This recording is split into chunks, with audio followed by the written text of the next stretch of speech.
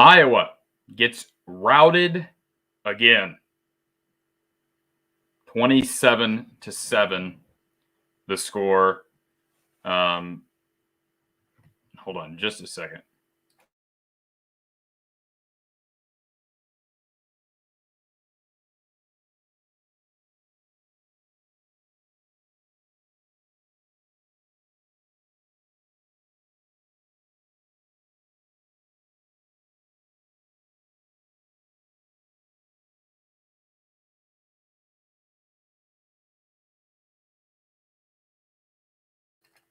All right.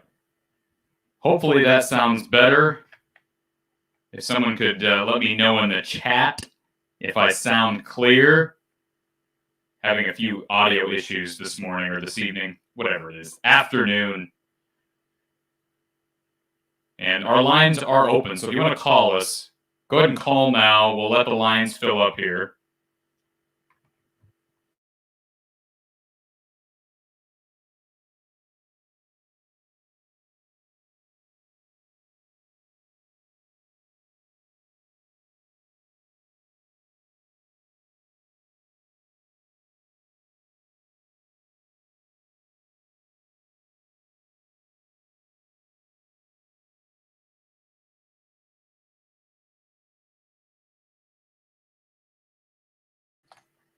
All right. Having a few technical issues. I'm seeing that the echo chamber is in full effect. Give me a moment. Let me see if I can fix these issues, and I will be right back with you. Apologize for the inconvenience there.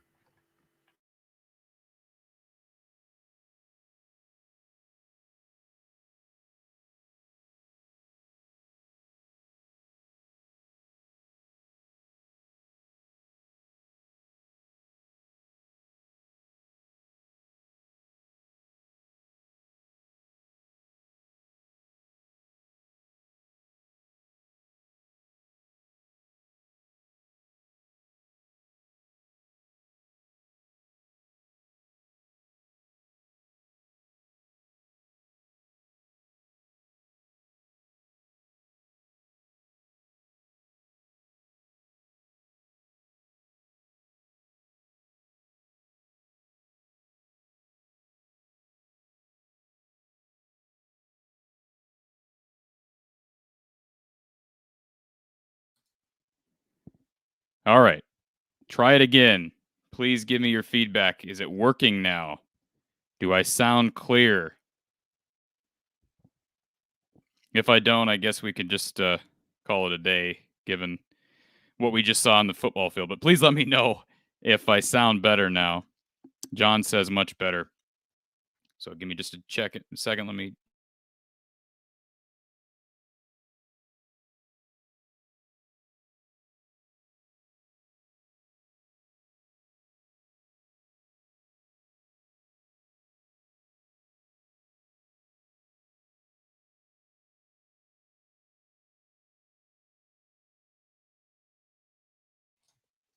All right.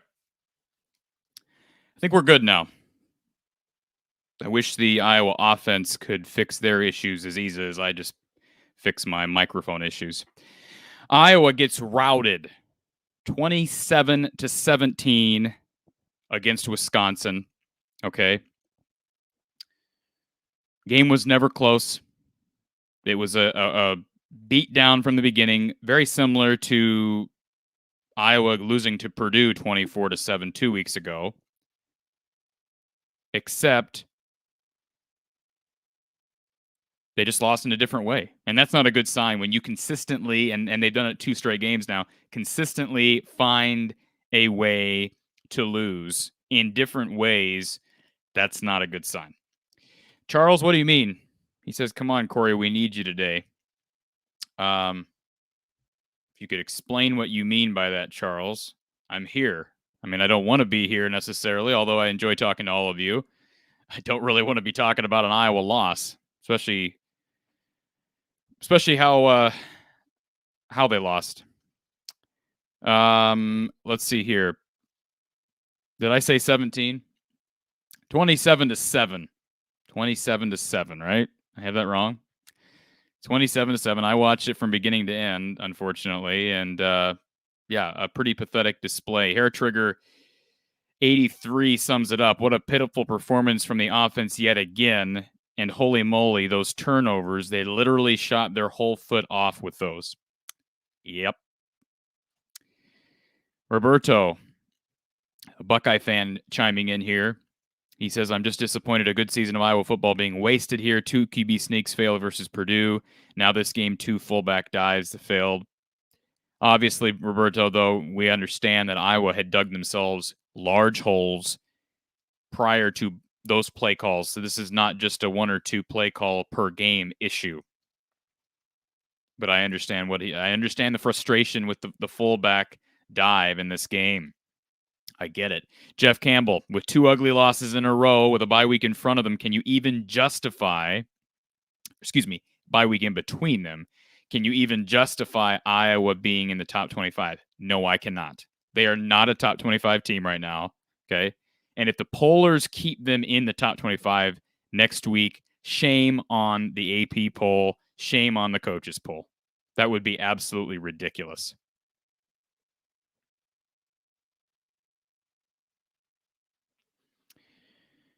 So yeah, it is disgraceful. I've getting a lot of this, right? People are upset. Fire Brian. I don't know that I go that far right now. I'm frustrated, and I can't say that I didn't say some things during the game that are along those same lines. You don't fire Brian right now, mid-season, okay?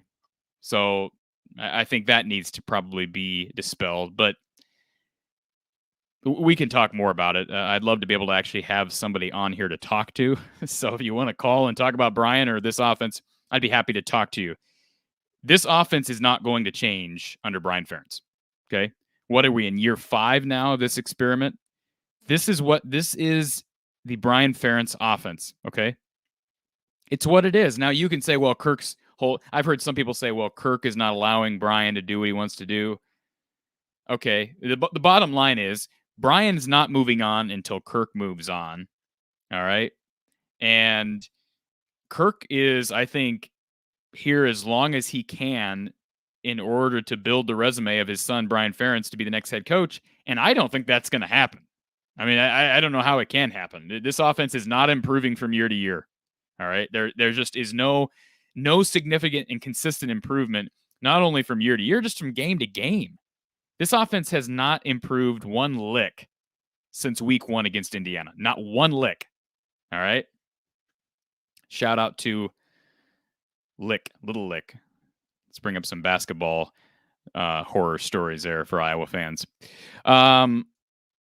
John says, how to beat Iowa's defense, make sure their offense is on the field. Well, that doesn't help when you turn the ball over, 3 times in your own red zone?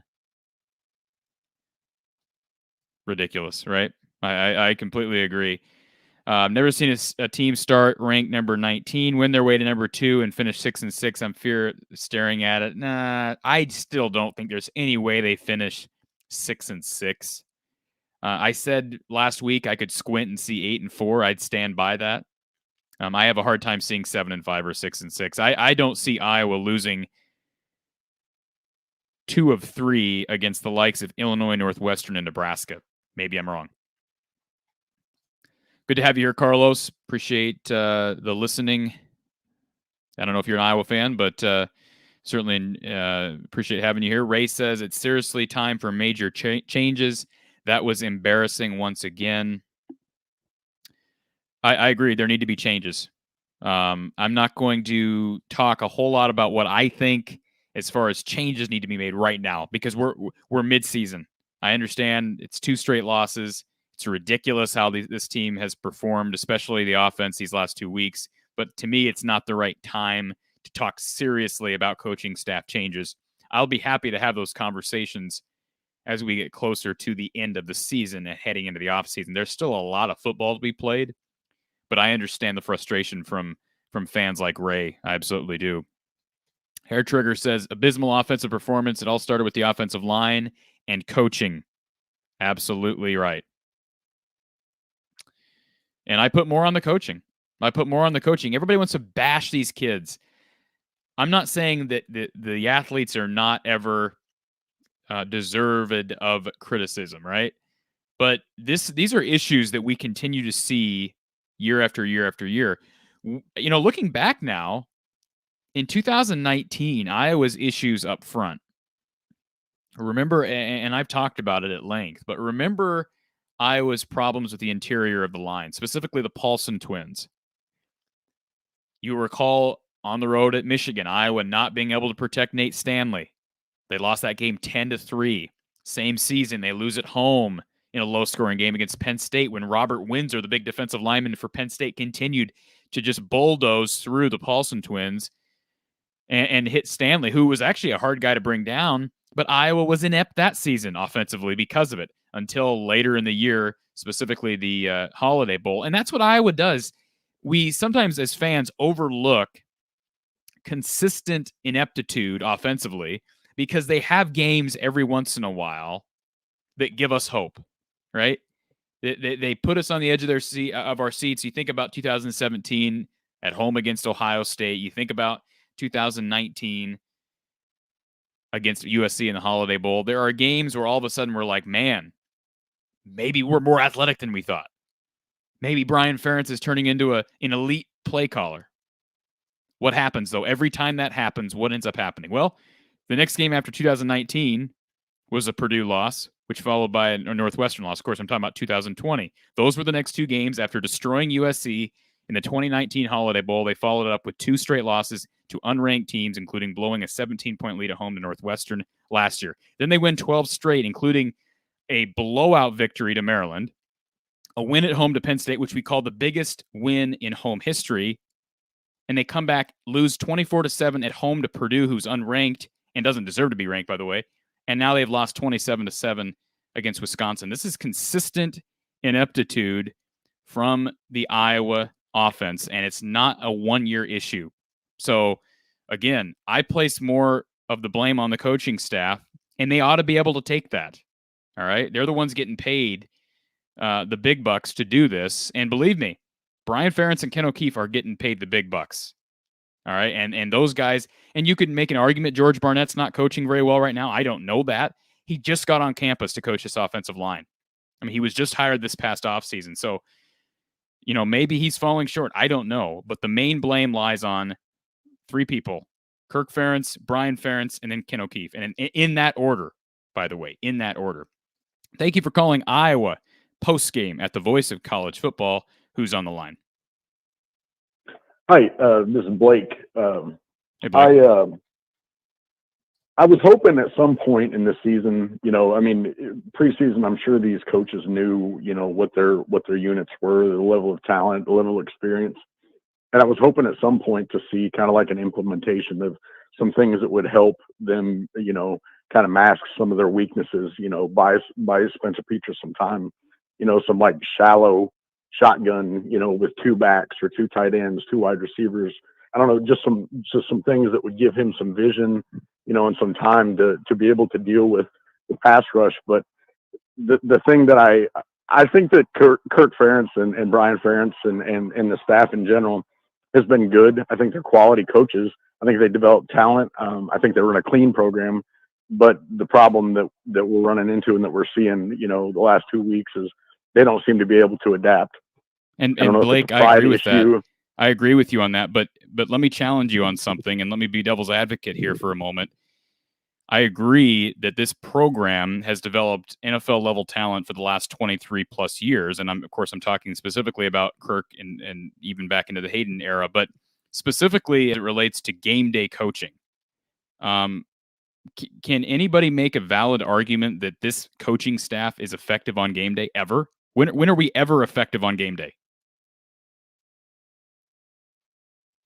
I mean, that's kind of a wide-reaching question. I mean, do we win?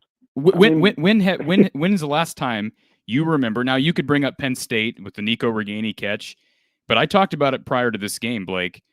When does Iowa ever break tendencies? When do they ever go out? I mean, if you're gonna break tendency and do something different to combat, like you said, a really strong pass rush or a subpar offensive line on your end, you're going to do it against Wisconsin. We saw no creativity today. We saw no ingenuity from play calling. And I place that on the coaching staff. Who else are we going to blame for it? I mean, everybody wants to blame Spencer Petras, but he's got to go with what's called in the sideline. And right now, there's just no creativity, in my opinion. Oh, yeah. I mean, that to me, that's the primary downfall of our coaching staff. We're limited, in what we're able to, or what we're willing to put into play, on game day. I mean, I'm completely with you. Like I said, it wouldn't, to me, even like mid-season, it wouldn't be that difficult to start, developing some, like I said, some Dan Marino kind of, Kurt Warner, just shallow shotgun kinds of things. I mean, it's not that hard. You're dealing with Karlaftis and Purdue and, a pretty strong offensive line. To me, that sends a signal. Hey, look, we've got some serious problems. If you didn't see him the 6 weeks before, in week 7, we got our ass kicked. Pardon my French. Sorry. Yeah. We got our butts kicked, and we have to be able to do something about it. Petras is not mobile. He's not very decisive. He's not very quick in his mind or his feet. Why would you go out against Wisconsin, an even bigger, scarier version of what you experienced at Purdue, and do the exact same thing? Yeah, I'm with you. It's so ridiculous to me. And that's why I'm just, all I'm saying here, and Don Patterson has talked about it on our show, fans tend to give way too much credit or blame. They tend to assign way too much credit or blame to your quarterback. And I understand that, but I also think there's sometimes too much credit placed for Kirk and this coaching staff over even the course of many years. Too much credit to their coaching and not enough credit to development. We know they develop, but I'm just saying, going back to the discussion about game day coaching, what is Iowa predicated on, right? They're predicated on being able to run the football, which they rarely do well, right? And they're predicated on creating big turnovers. At least this year, they're predicated on creating big turnovers. And if you don't get big turnovers, they've shown they cannot win football games without turnovers. So to me, I don't, like, I'm with you. I don't see any adjustments. And I don't know when is the last time you can remember Kirk Ferentz or Brian Ferentz going out and winning a game with a unique play call or a game plan that was unexpected, catching the opponent off guard. When have they ever done that? They just never done that. I mean, to me, the thing that sticks in my mind when that was done was Ohio State, when we beat them, whatever it was, 55 to 24 or something. Yeah. That game was refreshing, not just because they won, but because we weren't predictable, because they went out and they took a chance and they surprised people. I mean, you don't have to be fantastic, in your talent or, your raw speed or, your play call, but you can't be predictable every single play. Like, you're in a 3rd and 2, right? Or you're in a 3rd and 3 and you do a quarterback sneak. And then on 4th and 1, you do a fullback dive or whatever the hell it was. Mm-hmm. You had a tailback in there. Why not at some point not be predictable, go a little bit outside the box, fake it to the fullback and do an outside toss and get away from a loaded box? Like, it was completely wide open. And I'm like, why are you doing this? Here's the deal. And you have to admit this too, Blake, and I admit this. When I saw that play on replay, I thought, man, that toss was wide open. It was wide open. And Gavin Williams was the guy, but you could have put Tyler Goodson back there, and I don't think Wisconsin would have changed their defense at all. They were stacking, they put everybody in the box. And again, at the time, prior to that play call, I looked to the guys I was watching the game with, and I said, I don't know I don't know the right play call here. I don't know. Do you sneak the ball? Because they failed twice on short yardage situations last week against Purdue, or 2 weeks ago against Purdue, sneaking the ball. But I thought that's been effective. Do you hand the ball to Pottebaum? Normally I like Pottebaum running the football, but I honestly didn't know what the right call there was. But here's the deal. I don't get paid $900,000 to make play to whatever Brian gets paid. I don't get paid that much to make play calls. That's what the coaching staff is there for. So I agree with you. Hindsight's 2020. I would have loved in hindsight to be able to fake it to Pottebaum, toss it off to Gavin Williams or to Tyler Goodson. But this is just you brought up last week. It's this week. It's every single situation. It seems like game situations, and we're not even bringing up time and clock management, taking the knee at the end of the first half last week. This is a consistent thing, game after game after game, and that's my frustration today, and I'm sure it's yours as well. It is. This is a question that probably more for Don. I don't have a whole lot of, upper end football experience, but I wonder, do they have Petrus on a leash, or does he just not have the confidence in like a situation like that on a 3rd down and short or a 4th down? Does he have the ability? Do they let him make audibles as if he sees something? And quarterbacks in general, I would say, are observers. They look around. They read and react, so to speak. But I mean, that wasn't a difficult thing for me to say. I mean, are they going to keep him on such a short leash where he's not able to make decisions like that, or does he not have the confidence? Is it a combination of both? I mean, well, I'm again, I don't have any insider information here. The feeling that I've gotten over time with Kirk is that Spencer is not nearly as developed from a playbook standpoint and a pre-snap standpoint as Nate Stanley was. I think Nate had a lot of freedom pre-snap. We rarely see. I don't know the last time I've seen Spencer Petras audible into a pass. Does anybody remember that? Remember seeing that? I don't. I mean, and from one year to the next, I mean, you deal with different problems, gaps in your players and your depth and all that kind of stuff.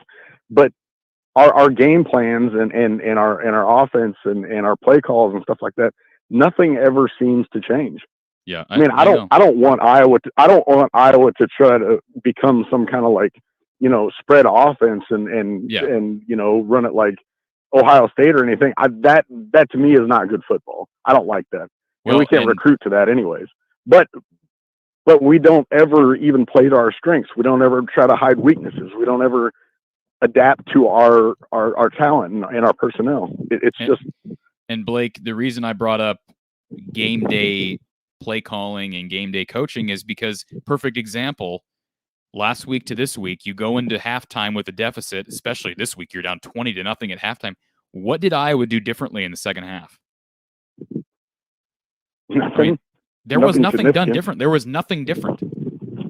It was the same. We're going to run the football into a wall. We're going to bang our head against a wall a million times and hope at some point we break through. When I'll say this just in closing, and I don't want to beat a dead horse here, but I made a comment on one of your streams during the week that I was fairly confident about this game. And the reason why I was because I thought to myself, okay, we've gotten spanked and surely they're going to change. The coaching staff, sure, they're quality folks. I thought that they were going to adapt. And my vision was what I kind of thought, how I thought this game was going to go was that Petras would do something like that, where he'd be in a shallow shotgun. I thought, okay, you've got short wide receivers, but they're speedy. They're athletic. You got Keegan Johnson and Tyrone Tracy. It's like a Danny Amendola kind of, situation. You can run bubble screens. You can run slants. You can run all sorts of stuff. You've got a tall quarterback. He's pretty stationary. And I thought, okay, this is going to be like a cheap version of the Kurt Warner at St. Louis Rams offense. What was it? The greatest show on turf. Yeah. I thought you can utilize these guys and you could surprise them every once in a while with, some play action, and throw a deep ball, over the top if you've been going short. I thought and this was not even a dream or a hope necessarily. I really thought that the coaching staff would do something and just completely surprise Wisconsin. I thought that they would implement something so that why would did actually you think give us that, a chance, though? not only to win. What caused you to believe that they would switch up their offense for this game? What was it that made you believe that they were going to do that? Just pure hope as a fan? Because it wasn't a hope as a fan. It was kind of a natural progression to me. I mean, the first 7 weeks of the season is a pretty good slice of, hey, look, something here is not working very well. We're not performing on offense against subpar competition, average competition, and we're not doing it against good competition. And I thought, okay, you lost your game leading up to the bye week, and now you got 2 weeks to do something against a pretty key opponent and your shot and your hope to win the West. You've got to do something. You can't rely on what you've been doing that's just barely gotten you by, and now you're on a downward trajectory to be able to finish the season positively doing the things we've been doing. I thought I gave the coaching staff credit. you and I think that way, but it's obvious that Kirk and Brian do not think that way. I wouldn't even put it on Kirk. I mean, I don't know to what. Well, he's a head football coach. That has to be a different. No, yeah, I realize ultimately it goes down to him. But I mean, if you hire an assistant that's making $500,000 or whatever he's making, I don't even know. But if you hire an assistant, that's their job.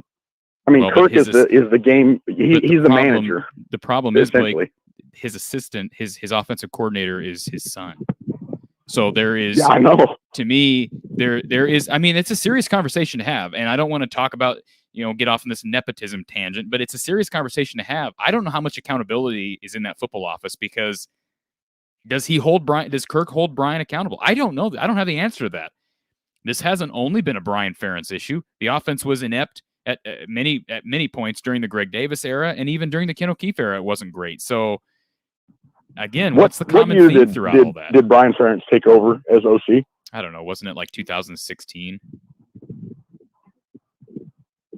I would say that Greg Davis was the head coach for the 12-0, or the head coach. Greg Davis was the OC during the 12-0 season. In the early years of the Ferentz era, and I would say even through like 2012, 2013, 14, I would say that the offense was markedly better during those years than it has been. Yeah, I guess, it was since Brian Ferentz took over. Agreed. Yeah, I agree with that. I mean, we weren't as predictable then. There was some complexity, some variation. We weren't as predictable then, but it's gotten so stale and so slow rolling that, I mean, what are we just going out there expecting our safeties and our cornerbacks and our linebackers to score points for us every week? And I have a theory. That's really all it comes down to. Yeah. I have a theory as to why Iowa has regressed offensively over the course of the last 5 years, but I can talk about that later in the show. And I don't want to just spend time ripping Brian and Ken O'Keefe, because there's much more involved here. But let's remember this, and I'll leave you with this, Blake, and I do want to take our next caller here, but I'll leave you with this. As far as the offensive line issues are concerned, keep in mind that Kirk Ferentz spends the majority of his time during practice with the offensive line. So everybody wants to blame the players or blame George Barnett. Kirk Ferentz is an offensive line coach. So right now, technique is not good. Certainly development needs to get better as far as strength and speed, but technique is not good right now. And Don Patterson brought that out after the Purdue loss. That's a concern right now. If 7 games, or 8 games now into the season, Iowa offensive linemen don't have good technique on their pass blocking, that's a concern. I had previously said that I thought Bob Stoops was going to take over, and I thought Ferentz was going to retire after this year. Even though that still may happen, I really hope he doesn't, because I don't want the program, nor do I want him, to go out on a sour note. I mean, if we lose, 2 or 3 more games during the regular season, and then we lay an egg in a bowl game or something like that, yeah, I don't want it to end that way. I don't either. I like Kirk Ferentz, and a lot of time left in the season for this ship to get righted. But I agree with you. All right, thank you, Cory. Thanks. Have a good afternoon. Appreciate it, Blake. Yep. Have a good day. All right. We'll head to our next caller. Thank you for calling Iowa Postgame at the Voice of College Football. Who's on the line? Hello, it's me, Roberto. Hey, Roberto. Well, I probably started joining late on the stream, so kind of need some catch up. So what did you discuss? You're the Ohio State fan, though, right? Yeah. Well, my goodness, that happened. I was watching this at I didn't watch it at the bar, but I was just shocked to see you guys down 20-0. I think in the first half, or just 17-0 left at halftime. Oh, it was 20-0 at halftime. Yeah. Oh my goodness. And I think you were I saw like a highlight, like you were at the I was at their own 1 yard line. They fumbled, I think, for a touchdown, or yeah, just at the 1 yard line. Yep, Ivory Kelly Martin. That was right after Iowa got a huge defensive stop on the goal line. I believe it was it 14-0 at that point, and Iowa gets a huge stop on the goal line, forces a turnover on downs. they come back and hand the ball off to a guy who is turnover prone in Ivory Kelly Martin. And they fumble the ball away. So that was sort of indicative of how the entire season was, or not entire season, entire game was headed, because it really didn't get any better after that. Iowa showed some life in that third quarter, but ultimately you can't expect an offense like this to be able to gather 17 to 20 points over the course of a quarter and a half to come back on the road at Madison against this defense.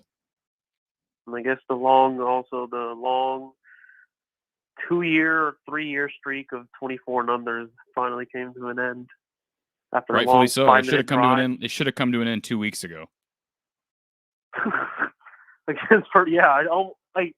Wasn't that the missed field goal, right, from Purdue? Yeah, that was. Just yeah.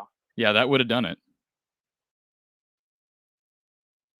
So I guess last or 2 weeks ago was mostly lack of covering David Bell and the slow start in the offense. But what do you think the issues for this game? Is it Brian Furnette's play calling? Because my goodness, the two quarterback sneaks work for a first down conversion. I guess they should try a fullback sneak. Oh, not fullback sneak, fullback dive twice and failed that one too. Or is it more just? Well, let me just simplify it for you, Roberto, and I'm going to put this up on the screen. The very simple answer to your question as to why Iowa got blown out today and why Iowa got blown out to Purdue, it's very simple. The offense sucks. That's all it is. It sucks. It sucks. There's just no. What else am I supposed to say? I mean, it sucks. So, the fact that they had negative 1 yard midway through the second quarter. It sucks. They had one first down for the game.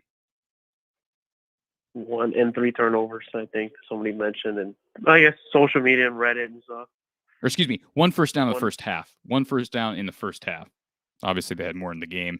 Most of them came in garbage time, but they did have, again, they had a couple nice drives in the third quarter, but you can't fall down 20-0. And again, those were created by turnovers. This defense didn't play its best game, but I thought they played just fine. When you're out there constantly and you're having to find a way to stop a Wisconsin run that features a couple really talented young backs and an offensive line who's a lot better than Iowa's, that's a tall order for this defense. Mm-hmm. And who was in the ambulance car? I don't know. It was a Wisconsin tight end. I don't remember the guy's name. Wisconsin tight end. Ferguson? No, it wasn't Ferguson. It was the second tight end. I don't want to describe what happened. No, probably not describe. But yeah, I didn't even see it. The good news is he did put his thumb up and looked like he was moving. I guess it was a leg injury. I thought he was kind of pointing to his head at first, but obviously it was a leg injury. He twisted an ankle. I don't know. I don't want to describe it. Probably I didn't want to watch it and probably will not watch it because I've already saw the Maryland injury in your game on Friday night, and that was ugh. Yep. Yeah, those gruesome injuries. We've had a few of those in Iowa games. None to Iowa players, but some gruesome injuries this year. Well, what are you hoping for next? Was it the next 4 games now? Well, they got to win out. They want to win the West. They got to win out. And if you don't win the West at this point, this season's a disappointment. That's all there is to it. Nobody's going to say, "Oh, they're 9-3." Well, it's a solid season. I think we're past that point. You started off 6-0. They got to win the West, which means win the rest of their games and hope for some help. But man, they got problems. Well, they got to ask for help or another loss to Wisconsin. Who they have? I know they didn't play Nebraska yet. They played Purdue already. They didn't play Minnesota at the end of the season. Yeah, they get Minnesota in 2 weeks. So they get Northwestern, Minnesota, Illinois, and then Nebraska. And I do want to address this question from Jermaine. Do I think Iowa will start Alex Padilla next game? I kind of liked how he played for the short time he was in there. I liked how he played too. He did have the missed throw late against to Keegan Johnson. But I think he's going to start? No, I think Spencer Padilla will, or Spencer Padilla, man, I'm struggling. Spencer Petras will be the starter next week. And I don't know that I'd make that switch either. I think the conversation needs to be had. But again, let's not overreact to the quarterback issues because The offensive line is a bigger issue, I believe, right now. They're both issues. So, but Alex Padilla's ability to escape makes this a valid conversation. We saw that on his nice throw down the field to Sam Laporte on that last drive. His ability to escape the pocket at least makes this a valid topic to discuss heading into the game against Northwestern. Mm-hmm. And do you think there could I don't know. I think you already discussed it the last caller about the coaching changes, but I don't know how you're going to grade Brian Ferentz. I'm going to give Brian Ferentz about a 2 out of 50. Oh my goodness. I mean, I don't know who else you point to when every aspect of your offense sucks right now. Who else do you point to? You know, we've got to look at the guy who's in charge of the offense, and that's Brian Ferentz. So, you know, I guess I'm just one of those guys who's tired of seeing an elite defense year after year after year go to waste with an offense that's just porous. And I feel the same way about Iowa basketball. You know, I go on this rant every year with Iowa basketball. Fran McCaffrey doesn't value defense. That's such a simplistic statement, but it's so true when you follow Iowa basketball. And I'd say the same thing about Kirk Ferentz on the reverse end. The guy doesn't seem to value offense enough because year after year after year, we have a putrid offense, all for the sake of his son, Brian Ferentz, being the offensive coordinator. It's frustrating. Mm-hmm. I mean, how much can you keep this up? Especially, like, even the last loss for Purdue, when you mentioned about David Bell having these hot games the past 2 seasons as well, it's kind of giving me, I know you're a fan of Iowa, an Ohio State fan, but like that type of stuff should give you red flags about how your coaches are going to prepare for games. And giving those explosive games from one receiver, almost outgaining an entire offense, is unacceptable. I agree. The lack of show from the offense in this game is unacceptable. So they have to, I don't know, huddle up, regroup, and I don't know, the athletic director has to make some discussions about what they're doing for this team. Not because I know it's only 2 losses, but that 2 losses is now putting you behind Wisconsin and Minnesota right now. And they have to make a major bounce back and do something about the offense. I couldn't agree more. All right. Well, that's it for me. All right. Thanks, Roberto. Thanks for calling in. We'll talk to you next week. All right. Thank you. All right. Before we get to our next caller, I did want to run through a couple comments here because I'm getting behind. Charles Spencer, does Brian need to go up into the booth? I don't know why that would make a difference. To me, he needs to go somewhere, but it's not the booth. Next question. Kirk and Brian need to be fired. Kirk does not need to be fired, okay? Kirk has built up way too much of a I love Kirk, okay? I'm not trying to question Kirk as a human being. I do wonder if Kirk is more loyal to his son than to the success of this program. And I know that sounds harsh, but that's the reality of things. But I think Brian's job, if Iowa tailspins like right now they are, if they end up 7-5 or even 8-4, I don't think it'll happen. That the conversation needs to be had about whether or not Brian Ferentz is the offensive coordinator in 2022. I think that conversation needs to happen. And I apologize to our caller who just got disconnected. Apologize for that and appreciate you waiting. Call us back if that was an accident. Hopefully it was 860-499-3332. 860-499-3332. Let me throw the number up here. So for anybody that wants to call and vent, and I'm venting a bit, so I appreciate everybody being able to listen to me rant. Hair Trigger 83 says Brian needs to be an offensive line coach and not the OC. I don't know why Brian needs to be any coach at Iowa. I'm not saying he shouldn't be or he should be, but why do we need to assume he needs to be anywhere? What has he done in the coaching realm that qualifies him to be the offensive coordinator at Iowa or be any position coach at Iowa? I mean, he was high. He worked with the Patriots. his dad has a connection with Bill Belichick. They coached together in Cleveland. So again, what qualifications does Brian have to be on this coaching staff? I'm not a Brian Ferentz hater, but I'm just saying, and I'm not saying Hair Trigger is assuming that he deserves to be on this staff, but to me, there is no way to look at what he's done and say, man, he's qualified, or look at his resume and say, man, that guy's qualified to be an offensive coordinator in the Big Ten. He got the job because his dad is Kirk Ferentz. That's just the bottom line. So either he's the OC or he's not getting demoted, right? He's not getting demoted. So, and again, I'd rather have those conversations later in the year. Ray says, time to ditch both of them. We were tired of this story.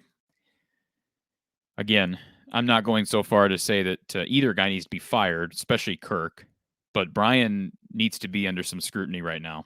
Hair Trigger says, I see a loss to Nebraska and Minnesota at this point, wins against Northwestern Illinois, which would put Iowa at 8-4, which is a disappointing season given the start. No question about it. Springtime 0502, Brian has good games. Yeah, but it's not consistent. And you know what? Look at the numbers. Anybody who wants to make this claim that, well, look at Ohio State and look at the USC game and, look at the Maryland game this year. Those are the odd games out. Those are the outliers. Those are not the norm. What we saw today, that is the norm of Iowa's offense under Brian Ferentz. That is the norm. What we just saw today. Let's pop it back up there for anybody that missed it. The norm for Iowa's offense. Where is it? Let me find it. The norm for Iowa's offense is this. 7 points against Wisconsin. 7 points against Purdue. We can talk all day about what would have happened in that Penn State game.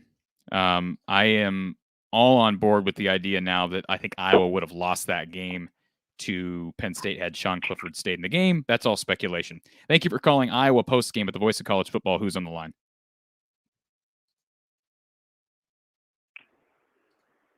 Hi, this is Billy.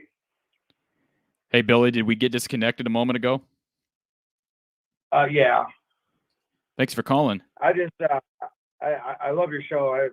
Recent this year. I love the show. I'm frustrated, as all of us are.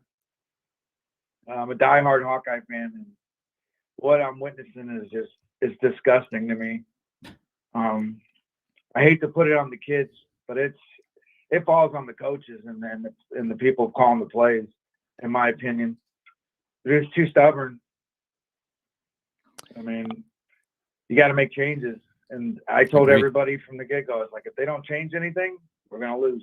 And sure in the hell we lost. We didn't change a thing, Billy. We didn't change a thing. Nope. This was the same. This was the same thing we've ran against Wisconsin for how many years now? And it never works. Yep. It does not work. Nope. Nope. And last year we beat them, but I don't know how we beat them last year. Well, we beat them last year partly, and I don't want to make excuses. They beat them fair and square. But remember, Wisconsin was devastated by COVID last year. Jack Cohn gets hurt early in the year. Graham Mertz comes in, and Graham Mertz wasn't great today, and he's not been very good this season in general. But remember, Cohn was supposed to be the starter heading into last year for Wisconsin. He gets hurt, transfers out. Mertz is the starter, struggles, and they dealt with COVID all year. I'm not trying to make excuses for Wisconsin last year, but that was an exception to the rule of this rivalry. Or if you want to even call it a rivalry, it's not really a rivalry. No. But yeah, their stubbornness not to change anything.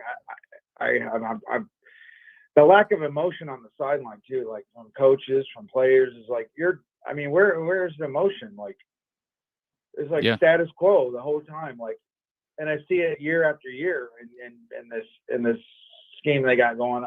I don't know. I don't know. I'm frustrated to the point where I wanted to walk away today. Like, that's the first time in probably 15 years that I've said it. I've never missed a Hawkeye game in the last 15 years. I watch it. I've been to every game this year in Purdue. But like my buddy Jeremy said, is like that Purdue game, burn us all out. Like even players, fans, the coaches, everybody's burnt out from that game. Like they put everything on the line in that game. It just seems like they can't recover from it. Yeah, I agree. mean, And I do want to get to this question while I got you on the phone here.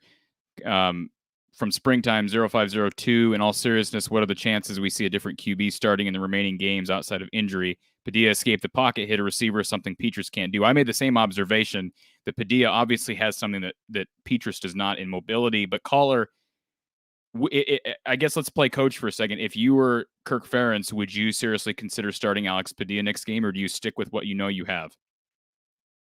I would have already benched him. All right. No question about it. Okay. Just to see what could happen.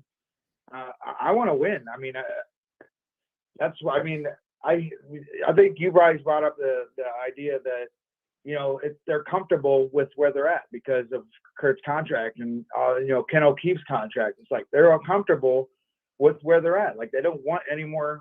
And actually, more what I think, they don't want any more attention. So if they start winning Big Ten titles, they're going to be required to do more. And then I don't know. start getting looked at. Well, and I don't totally disagree with you, but let me clarify a little bit of my viewpoint on this. I'm not saying Kirk doesn't care to win more or they don't want to win more, but what I've said in the past is that I believe Kirk Ferentz's contract does not ignite a flame or ignite motivation to win Big Ten titles, to make the college football playoff. And so I'm not saying that Kirk is consciously saying, I don't care if I win more than 7 or 8 games, but I'm saying that extra incentive is not there from a contract standpoint, right. And just from a program standpoint and administration standpoint, that push to be great is not there. And I do believe Iowa's ceiling could be a lot higher than what it is. Now, it could also be a lot lower. The floor could be a lot lower than what it is. I don't want to just discredit Ferentz for the standard he's set here, but this program has the facilities. I think it has the finances. It has the fan support in the state to be a team that can compete for Big Ten titles at least every few years. And right now they are simply not. They should be already. I mean, this isn't, I'm taking this too hard, but because I've been through, you know, worse seasons and worse losses. So, but I don't know why this year, these last two really are hard. It's just frustrating as a fan to see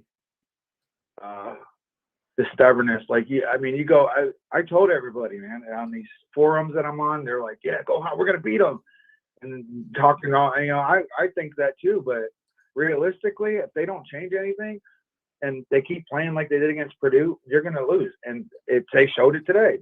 Stubbornness to stay with the same thing. Just run the ball. Like you said, I don't know how long ago it was, but they stick with the same, like they have like 6 plays and that's it. And they don't veer off from it no matter what. It's like, we're down. Years ago, I said that when they were losing by like 30, 20 points, it's like they're running 2-yard gains or 2-yard passes, check downs, boom, 2 yards. I was like, you need 10 yards to get a first down. You're down a lot of points. You need to move the ball. Yeah. I don't understand your frustration, caller. Believe me. Well, I love your show. And is Coach Don going to be on later? Good question. Don will not be on with us today. He's joining us tomorrow night for a special edition of Iowa Live at 7 p.m. Central Time. Don is actually back with his former team, a team that he coached prior to his retirement, Western Illinois. So he's at the Western Illinois State game. So he did not actually watch the Iowa-Wisconsin game live, but he will be with us to break it down tomorrow night at 7. Okay, yeah, I actually knew that, so I don't know why I asked that. I watched your son too, so appreciate it. I'll leave it at that. It's frustrating, but I mean, hopefully we get back on a better track. Because if not, and this season could really get ugly. I mean, it's already ugly, but we could drop 6 in a row and go 6-6. Yeah. Or they could, or they could win out and make the Big Ten title game still. So there's still things to play for. There is. So I didn't want to be, sound like I'm the sky's falling guy, but right. That's what someone told me last week on the forums. Like, but it's at the same time, it's like year after year, you got these good teams, like you were saying, these elite defenses, and they don't have an offense to complement them. I understand. Yeah. And then what if you have a backup quarterback that's actually really good, and the teams, I think you touched on this before. You have a backup quarterback that the team actually gets behind better, but you've got this other quarterback that they're not really sure about.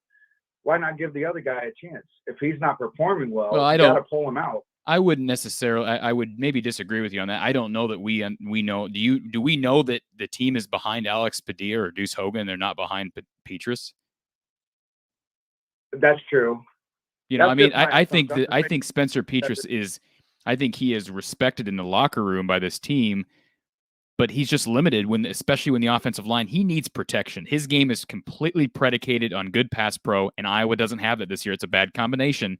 And so that's the only reason why I would even suggest maybe you go with a Deuce or an Alex Padilla, especially Alex, given what he flashed today late, is because of their mobility. But if they were statues, I wouldn't for a second think that that they're the answer. And I don't think they're the answer, but perhaps they can offset some of the pass protection issues. I don't know.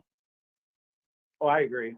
I agree with you. You're absolutely right with the offensive line. It's just that's where it starts too. I mean, if you can't get protected, I mean, you don't have time to throw. So that's part of the problem. And also, I was telling my buddies, like, they can play. And I don't want to bag on him too much because he can throw. He can hit where he needs to hit. He can play. He can throw downfield. It's just not getting the protection that he needs. I mean, that's, like you said, it's where it starts. I mean, you don't really have to necessarily just be a mobile quarterback, but if he can't have no time to throw the ball, I mean, you got 2 seconds and he only has like a second to even think, and he's already sacked. You know what I mean? So yeah, I agree. Yeah. But hopefully we'll get back on track here. I mean, I'll be at the game next week and all the rest of the home games. So hopefully we can get it going. You said next week, or because the game next week I believe is in Evanston, isn't it? I thought it was Minnesota. But I'm going to the rest of the home games. I've been to every game this year. All right. So yeah, I'll be at the home game. Well, let's see if we can turn this ship around. Yep. Thank you. So, all right, caller. Have a great night. Thank you. Bye. All right. Appreciate our caller waiting here. Before we get to this next call, I want to address a couple questions. One from Danimal. He says, do you think the past 2 games would push away Xavier Wampa? I don't think so. The defense is still really, really good. The offense is what it is. Remember, these kids have seen Iowa's offense struggle their entire lives. So I don't think these 2 games are going to shift Xavier and Wampa. I'm guessing that Wampa knows where he's going anyways, whether that's Iowa or not. I probably wouldn't predict Iowa, but who knows? All right. Yep. And then one other comment here from our listener. They should have put Xavier Williams in. The defense isn't the issue right now. And I think we need to – I'm not saying Xavier Williams is not capable of playing defensive back. Certainly they're depleted right now without Roberts and without Moss. But, you know, the discussion of Xavier Williams, I've heard a couple other people bring that up. That's not the difference right now. Iowa's offense is the difference, and it's putrid. All right. Thank you for calling Iowa Postgame at the Voice of College Football. Who's on the line? Hey, Cory, this is Vincent. Hey, Vincent, how are you? Not too bad.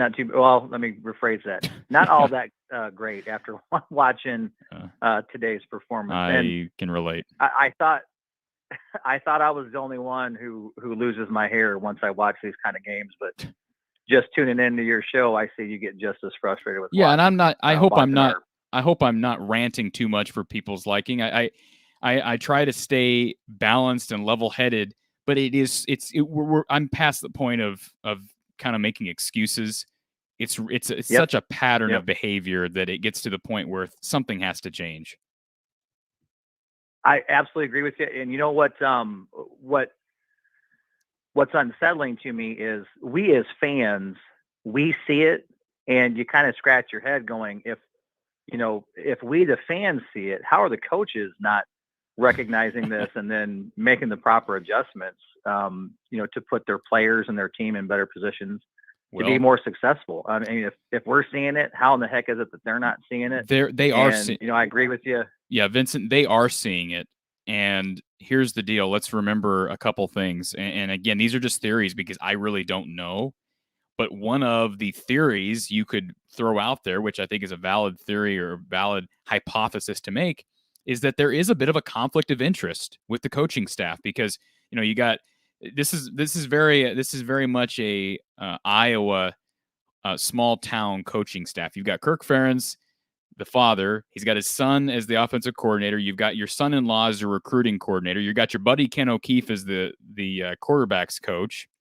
You've got Phil Parker, who's a buddy of yours. Now, Phil has certainly been terrific throughout his tenure here, but there's just a lot of friendships and relationships on this staff that I'm not saying that's the reason why Iowa can't make this offense improve. But as far as changes are made, I think you could make the argument that perhaps there are the changes that haven't been made or are slow to be made maybe would be different if the coaching staff was compiled of a different group of people, if that makes sense. Hopefully that's making sense. I don't want to say there's a conflict of interest directly between Kirk and Brian, but man, that's got to be at least a theory at this point, I think.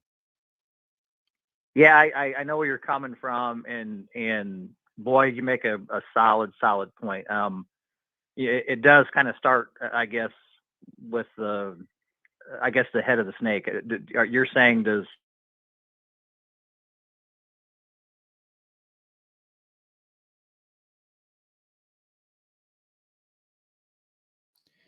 Well, I don't know what the issues are as far as why there's a lack of change, play calling, why we can't break tendency more. For years, I've kind of always, everybody called him conservative Kirk, or everybody when he started making allowing LeVar Woods to make some changes with special teams, what they call him, new Kirk or whatever. I think Kirk 2.0. Yeah, Kirk 2.0. For years, I have excused the offensive coordinator because I've assumed, well, Kirk is just conservative. This is just who Kirk is, blah, blah, blah, blah, blah, blah, blah, blah, blah. But, for the most part over the years, conservative Kirk has won a lot of football games. But the issue is when changes need to be made, and I think there need to be changes made at this point with this coaching. I don't want to say the coaching staff, but certainly the offense, wherever that comes from, there needs to be changes made. I just wonder, I question whether or not the changes are slow to happen because of the makeup of the staff, specifically Brian Ferentz being Kirk's son.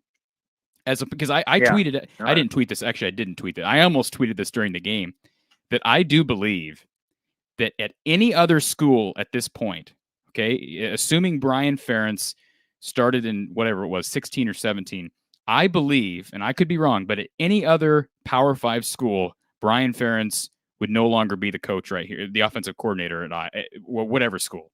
And I'm not saying he would have been fired, but he would not still be here because he's done nothing offensively since he's gotten here, with the exception being, again, USC and Ohio State and these little outliers that we like to point towards. To me, the qualifications just aren't there. And it's not like we're overreacting. We've seen this for 4 or 5 years now. Yeah. Our opponents know. I've watched so many preview. I get kind of in depth at home myself, with watching some of the preview shows. Yeah. From media outlets, but even also from some of the coaches. And you have to take notice that when you have opposing coaches saying, we know Iowa, we know what to expect. Well, that's not them just being, vanilla about it. Like, they really do know what to expect from us. And Purdue is a very good indicator of that. I don't know how many different preview shows I watched where they indicated about Phil Parker's cover 2 and Jeff Brom's offense kind of being tailor-made to attack that kind of offense. And boy, did it show up 2 weeks ago against Purdue. Same thing today with Wisconsin. As predictable as we are on offense, it makes it almost easier for the opponent to game plan. And then we're running plays right into what they want us to do. So then they're actually dictating our offense. And that makes it so frustrating for us as viewers, because it's like we're sitting on the couch watching going, did they really just call another, play right up the middle, knowing we're not going to gain yardage or whatever the play may be. But kind of going back to your point, it's you see this thing, or year in and year out, you see the same thing, and it grows more and more frustrating as a fan and as a viewer. The one thing that I was wanting to point out that I'm sure you may agree with, I haven't seen an Iowa line that's had this many struggles that I can remember. Have you? 2019 was bad, man. We forget it, but the interior of that line sucked. It sucked. 2019. Okay. 2019. I mean, the Michigan and Penn State games, I always bring those games up because those were the worst. I've never seen worse guard play in my life than in those games consistently. I mean, if you recall, Iowa lost to Michigan on the road that year 10-3, and they came back, lost at home to Penn State. I think they scored like 9 in that game or maybe 12. They could not protect Nate Stanley. And let's remember, Nate Stanley was a lot better at staying on his feet and rolling out of the pocket than Spencer was. So I'm just imagining if the line play, I'm not saying it's better this year, but that was very comparable. If Spencer had been the quarterback in 19, we'd be saying the same thing we are now. Yeah, I think, with Stanley probably was even a little bit better than advertised because he was able to kind of overcome a little bit of those line issues. But from what I've seen the past 2 weeks, to me as a viewer, this is probably one of I'll just say it. This is the worst line play I've seen in a while. Not only protecting the quarterback, I mean, we're not giving Petrus enough time to even go through progressions to get the ball downfield because he's got somebody breathing down his neck or in the backfield. And on top of that, we're not, with our zone scheme, we're only popping plays maybe 1 every 20. And so for me as a viewer watching our line, they're not doing, outside of Linderbaum, they're just not.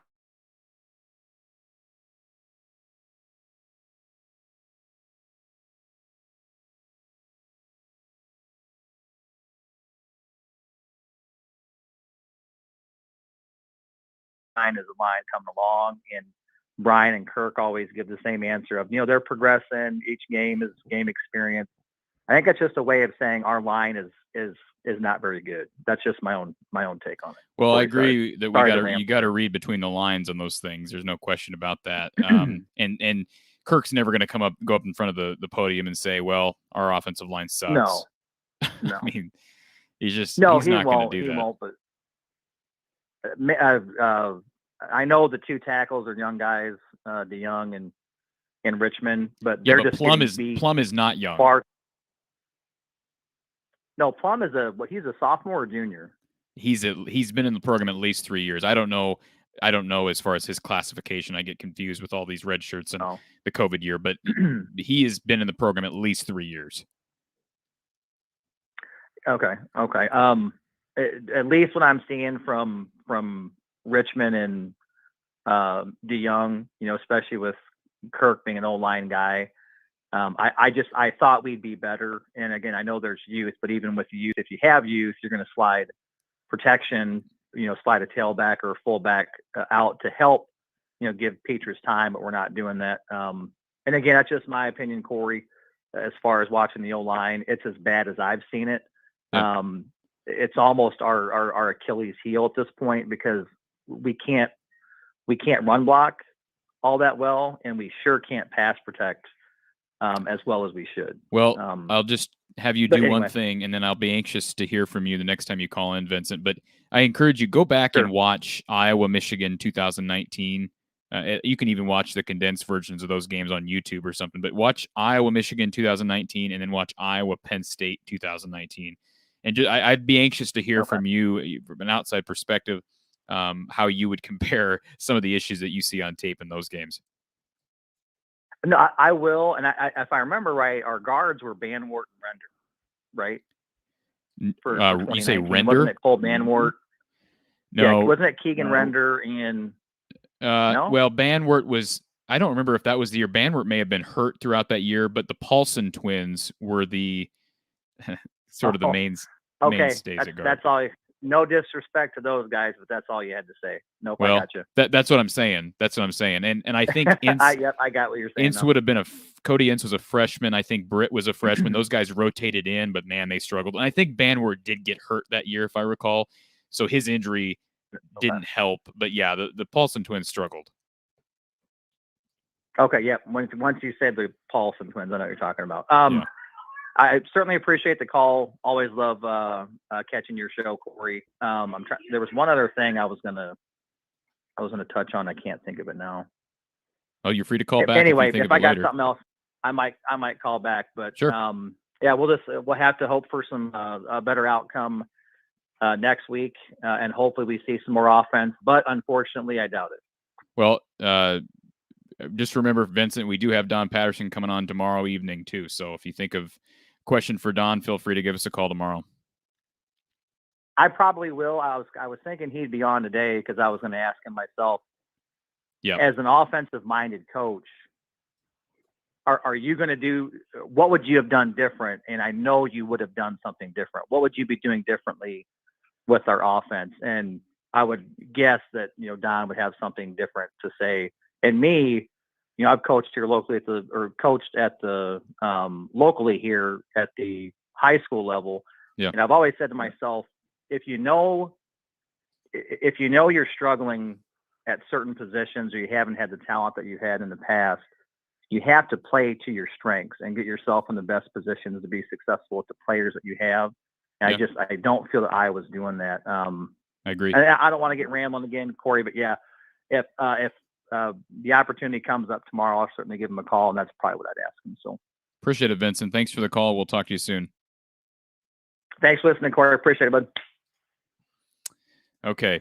Appreciate the calls and the input. The only thing I don't really feel is appropriate to talk about right now is firing people because, and it's not because they're 6-2. It's because we're still in the middle of a season, and I just don't believe in the Ed Orgeron route of firing a guy midseason or the USC route. I just, and I'm not talking about Kirk. I'm talking about position coaches. I just don't think you do that unless there is a deep-seated issue within the locker room. But I think those conversations, the blame game, listen, the team loses as a team, right? I mean, these guys lose as a team, but ultimately it comes back to coaches. I'm not going to sit here and rip players. Do I think Petrus has been great this year? No, I thought he was pretty good through the first 5. Well, trying to think here. He really wasn't that good against Penn State. He was okay, made the big throw to Reganey. He was good through the first 5 games. Not great, but he was suffice. Now it helps when your defense is creating tons of turnovers. But he I think of the Colorado State game. Now I know you're going to respond to all this Colorado State, but he made some big throws in that game with that team down to Colorado State at halftime. Came back in the second half, had a huge third quarter, and won the game for him. I give Petrus a lot of credit in that game. Keegan Johnson obviously had a huge role in that game. But I don't want to just sit here and rip players because this falls back on the coaches. And it doesn't mean that I'm saying they need to be fired. I'm saying coaches need to take accountability, and maybe they are. I don't know. I do wish at times that we would hear more accountability publicly during media availability.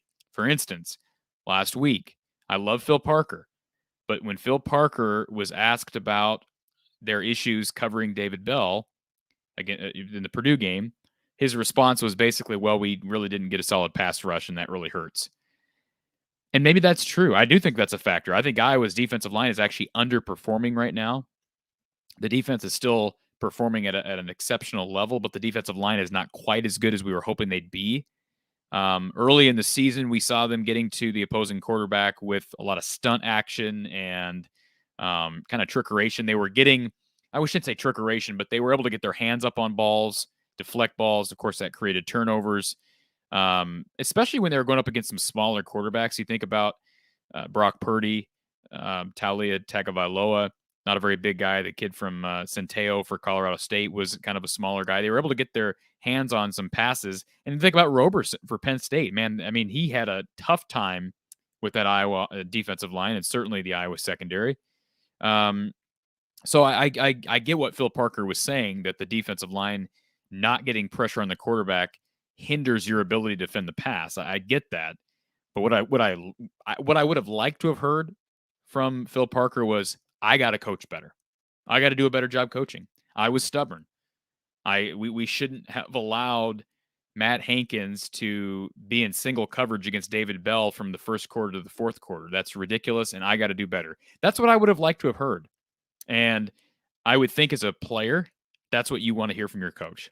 All right. You understand that you're the guy going out there and playing the football game. They understand that.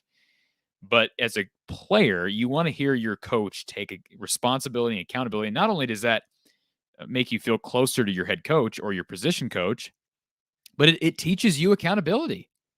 And I think most of these kids have shown a good level of accountability. But to me, when your coach goes in front of the media and takes that sort of accountability, it takes that responsibility on, to me, that's impressive. And to me, that only is going to draw a player closer to a coach. So again, not trying to zero in on Phil Parker, but that's just a microcosm of, I think, what I'd like to see more of, and that is publicly saying we got to coach better. That's something Hayden Fry would say all the time. I had a conversation with Don Patterson about this the other day. Hayden Fry always, he may say, well, so-and-so needs to coach better, so-and-so needs to coach better, but I need to be a better head coach. And, I think that's one of the things you had to love. That's why players loved Hayden Fry, because he had a bit of an edge to him, but he had their backs. And, I'm not saying the players don't love Kirk, but accountability is something that's very important. And I've not listened to Kirk after the game today. Maybe he went up in front of the podium and said, we didn't coach well enough. We got to do better. Maybe he said that. I would just like to hear more of that on a regular basis. Hi Hawkeye says, Petrus is a statue in that pocket. Oh, that's nothing new, but absolutely agree. Slow reactions, if not open run. He is very limited with his legs. There's no question. We saw Alex Padilla make a nice throw down the field late in the game to Sam Laporta. I don't know, is the quarterback controversy actually there? Again, with the offensive line struggling as much as it is, we tend to blame the quarterback too much, and that's why I've been slow to do that. I will say this. The offensive line's not getting any better, and I said that during the bye week. The offensive line's not going to make a huge jump, and Don Patterson said the same thing.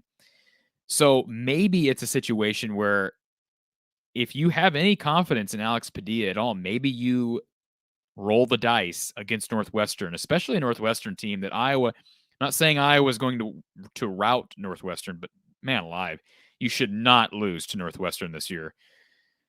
Maybe I'm speaking too soon on that, but maybe it's an opportunity for Padilla to come in and actually show this coaching staff what he can do, especially with his legs when that pocket breaks down. You're still limited. You need a good offensive line to be able to win football games.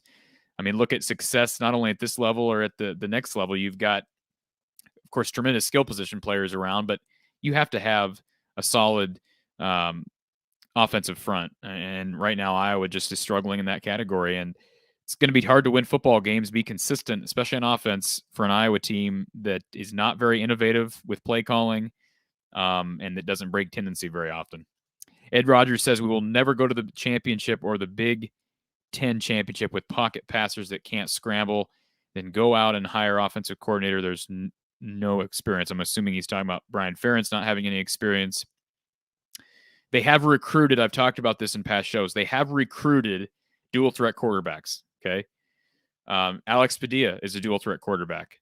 Peyton Manziel was a dual threat quarterback. They haven't developed the way Iowa recruiters and certainly the Ferentzes would have liked them to progress. I mean, I want to keep saying Johnny Manziel. Peyton Manziel, didn't he transfer to Abilene Christian? It didn't work out. And that's, you can blame Iowa's quarterback development. I think quarterback development is an issue at Iowa. But the bottom line is they have tried to get some multi-purpose quarterbacks or dual threat quarterbacks, and it just hasn't worked out over the years, with the exception being Brad Banks and even CJ Beathard at times, although he was not a runner per se, but he was more mobile than any guy Iowa's had since then. Hi Hawkeye says it's not rocket science. The 2 fullback dives when the game was on the line really shows how creative Brian Ferentz truly is in his preparation. I'm slow to criticize those 2 calls because I don't really know what I would have called. And, maybe Brian Ferentz didn't know what to call, and that's why he just went back to the fullback dive. I don't know. But I would be slow to criticize that call because I don't have a better solution. In hindsight, I talked to our caller earlier, it looked like the toss was there. Had they faked to the fullback and tossed to Gavin Williams, or if you put Tyler Goodson back there, maybe that toss is there as well. That certainly was a play that in hindsight looked like it would have worked. But again, hindsight is 2020. At the time, all I had in my head was fullback dive, quarterback sneak. I don't know what else is a higher percentage chance of working in a 4th and 1 situation. Typically, Iowa does very well with quarterback sneaks in that situation, but they struggled last week. Remember the 3rd and 1 and then the 4th and 1 against Purdue. And so I'm sure Wisconsin had an idea that Iowa wasn't going to call that because they watched the tape from the Purdue game. The fullback dive was probably the most predictable call you could have made, but again, it normally gets at least a yard. Iowa did not get a very good spot on it, but he didn't get it. I mean, they showed the replay. He was short of the line to gain. But I understand this is not just a 1 or 2. We say this consistently, that play calling is an issue at Iowa. Predictability is an issue for Iowa's offense. Our lines are open, 860-499-3332. 860-499-3332. Appreciate all the calls this afternoon.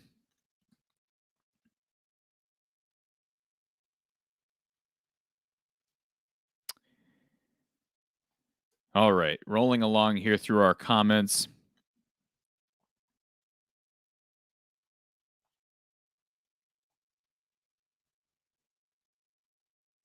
And I will say one of the more questionable calls in this game, it wasn't even the fullback dive. It was handing the ball to Ivory Kelly-Martin at your own 1 yard line when he's the guy who's consistently had fumbling issues week after week after week. And you hand the ball to Ivory Kelly-Martin at your own 1. He's not looking at the ball. He's looking at the defense, and he ends up fumbling the ball away. Those are game-changing turnovers. It was just a terrible decision. And that's play calling. You got to put some of that on Ivory Kelly-Martin for fumbling the football, but the coaches know that Ivory Kelly-Martin has had butterfingers. That was not the right time to give him the football. Thank you for calling Iowa Postgame with the voice of college football. Who's on the line? Hi, this is Amy. Hi, I'm Amy. University of Iowa nurse. How are you? Have had better days, Amy. I know. Well, that's why I wanted to call, was because last week I wasn't able to call because I had an unforeseen emergency and was in the ER with the touch and go with my husband during the homecoming last week. Oh, no. And so it puts it in perspective. Yeah. To it's just a game. Absolutely. So you're absolutely right. I wanted to let people know that it is, we have to enjoy what we, take what we can from it, but it's just a game and there's just so many more important things in life. And Amy, is your husband doing better now? He is. It was a very, very scary thing. But I also wanted to say the week of the booing comments, where some of the fans were booing. Yeah. I did want to give my 2 cents in saying that there are young children that are watching down, that are looking up to everybody, the adults. And I would rather, even if somebody was cheating, I think that comes out in the long run, to be a better person and to just applaud everybody, whether it was a true injury or not an injury, and it just makes you look a lot better as, fans. I can agree with most of that. I will say this, Amy, in defense of the fans, there's booing everywhere you go. But I do agree with this. I think there's been a little bit too much booing at times this season. Believe me, if this game had occurred in Kinnick, there would have been a lot of boos today. But I totally understand what you're saying. And you're right. There are so many more things that are more important than football. So hopefully everybody kind of keeps that in their head moving forward. And these are just kids. These are just student athletes. So we do appreciate your perspective, Amy. Yeah. I mean, a lot of people look at Iowa because of the wonderful starting the wave and how neat that is and how important it is. And it would be nice if we could just, applaud regardless, I think in the truth will come out, always. And so if you can just kind of just treat everybody with kindness, Yeah, that's the um, that would make the world a whole lot better, wouldn't it, Amy?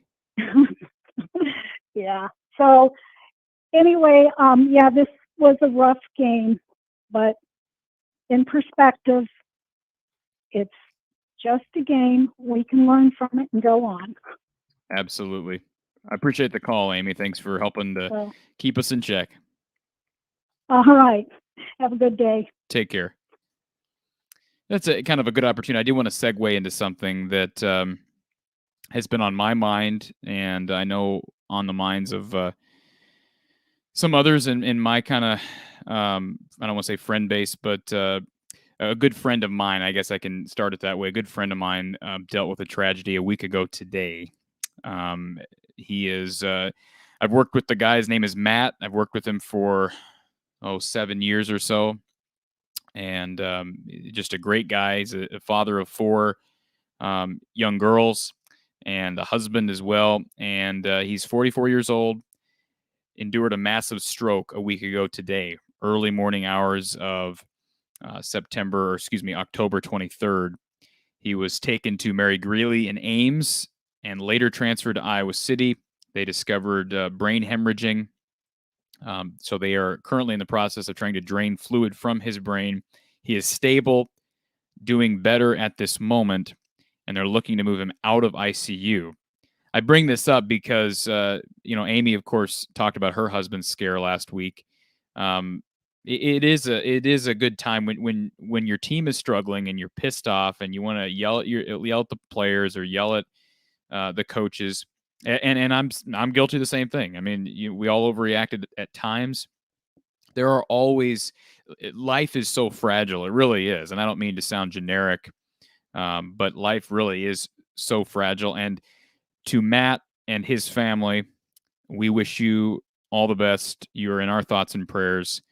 Get well, Matt. And we hope to, Matt is a resident of Ames, but, and I know he happens to be a Kansas Jayhawk fan. He's not an Iowa fan. He's a Kansas Jayhawk fan.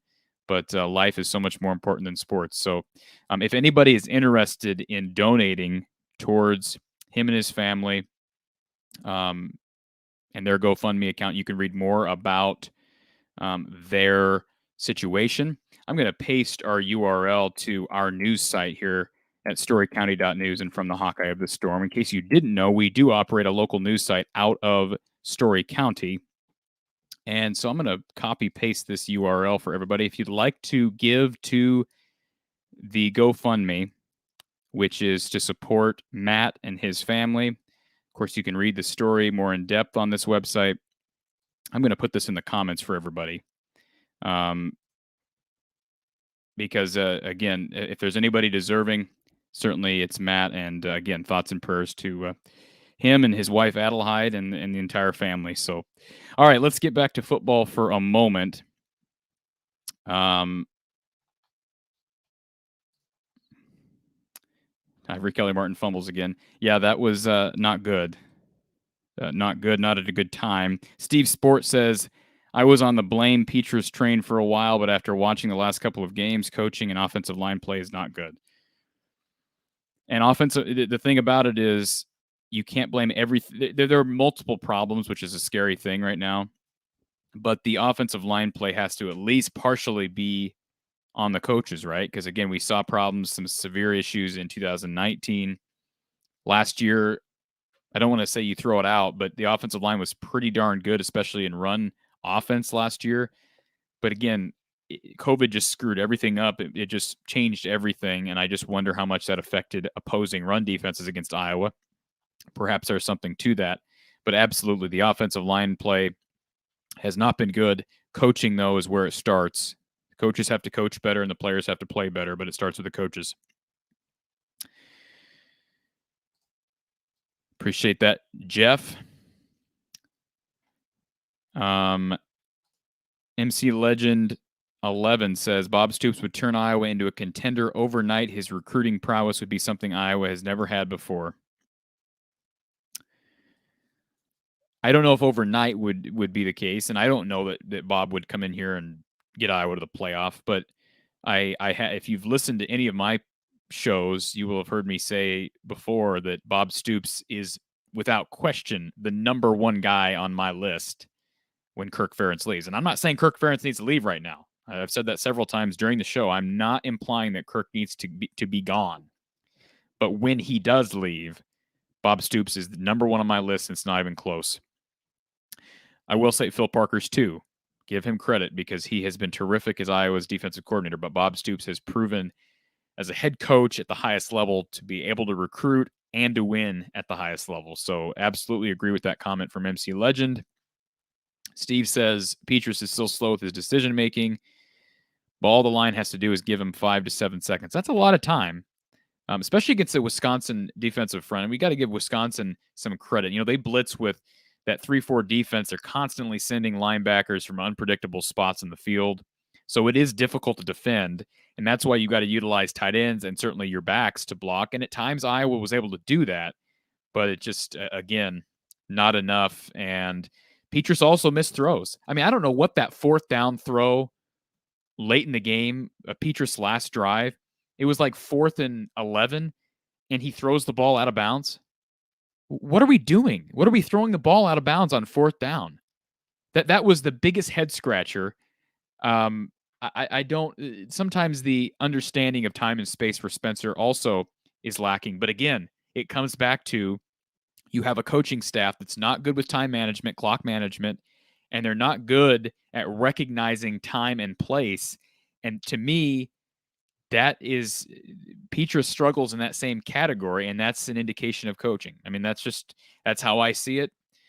Maybe it's not. Maybe I'm wrong. Certainly, we'll talk to Don Patterson about that tomorrow. But man, that 4th down throw out of bounds in that 4th quarter was just unbelievable. I don't think it was just a missed throw. I mean, it was 20 feet out of bounds. I don't get it. Hair Trigger 83 says, do we really want to see this Iowa team in the championship game at this point? I'm not looking to see another blowout personally. Well, at least you win the West, right? I mean, at least you can win the West, and they still can. For the record, they can win out and win the West. If Wisconsin loses again, Purdue loses again, Iowa will win the West if they win out. Appreciate Event Tide being here, listening to our show this afternoon. Our caller lines are open. 1-860-499-3332. 1-860-499-3332. Absolutely, Charles. If Bob Stoops is open to coming to Iowa, you take him and you give him everything you can. Money-wise, coaching staff-wise, you make Bob Stoops as happy as he can be, and you take whatever you can get from him. If it's 4 years, you take him for 4 years. If it's 8 years, you take him for 8 years. But you do not say no to Bob Stoops.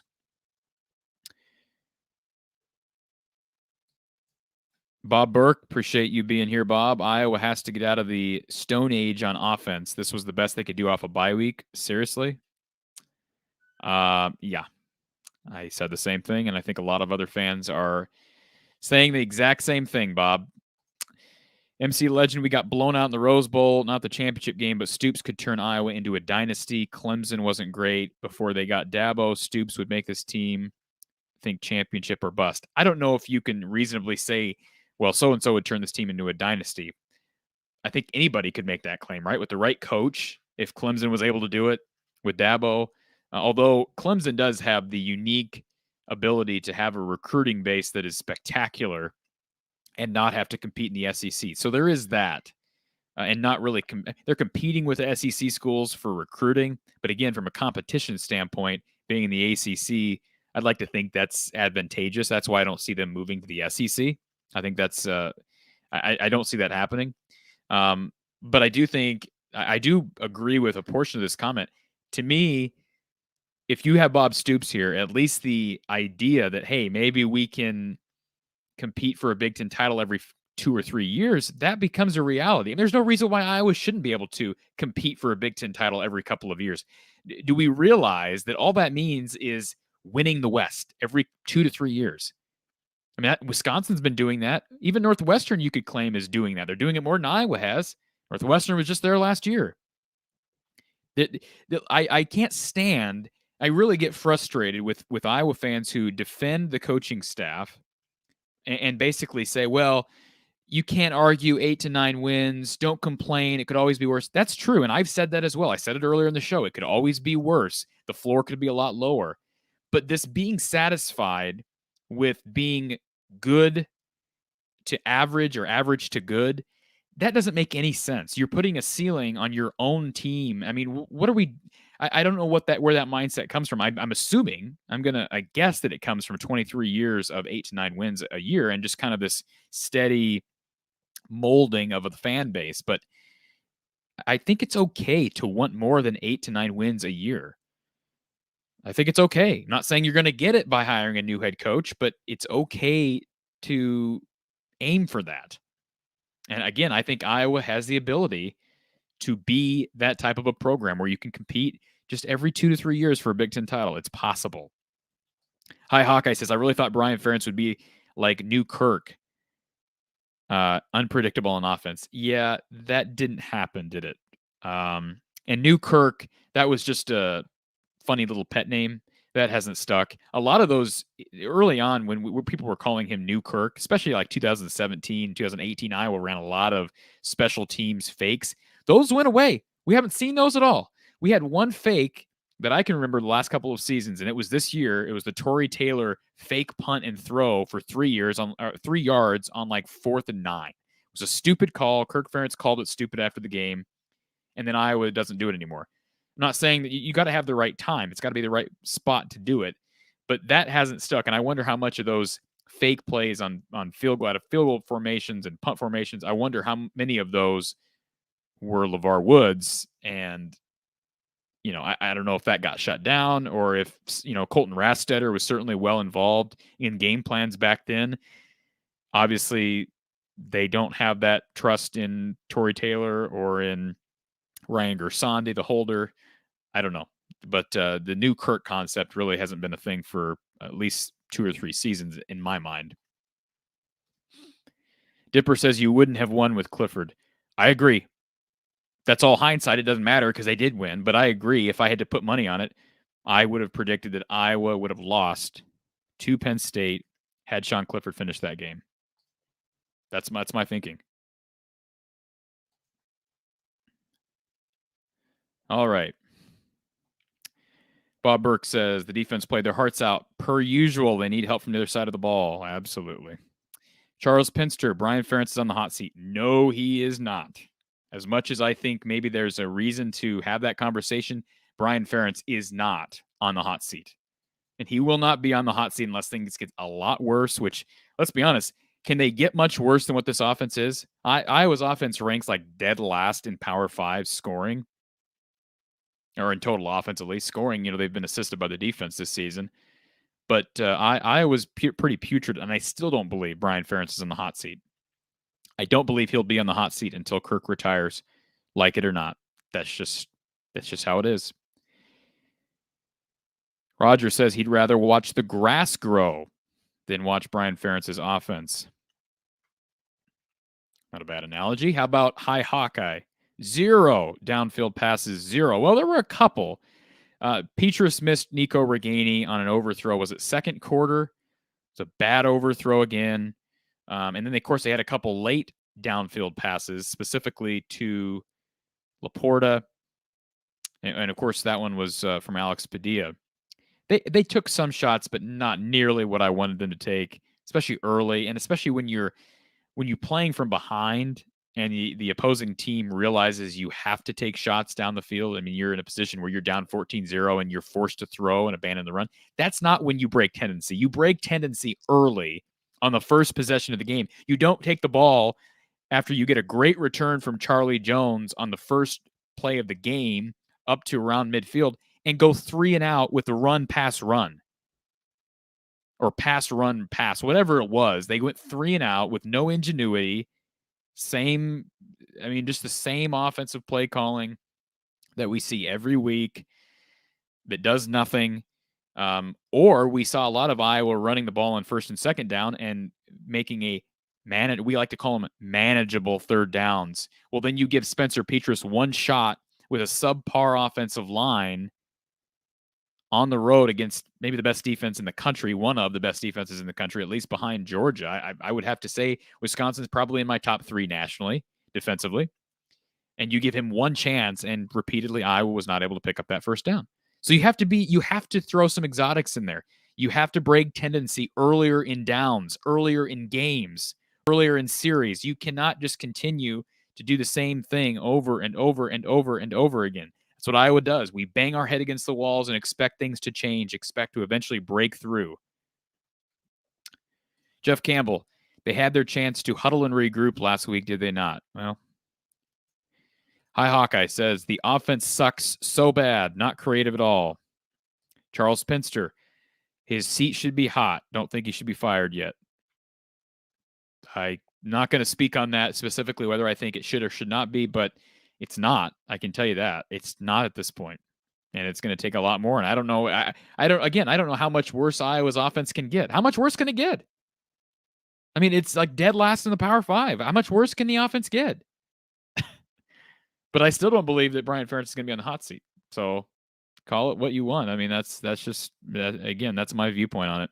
Bob Burke, there was one pass down the field to Reganey. Yep, that's the one I'm talking about. It was overthrown by Spencer Petras.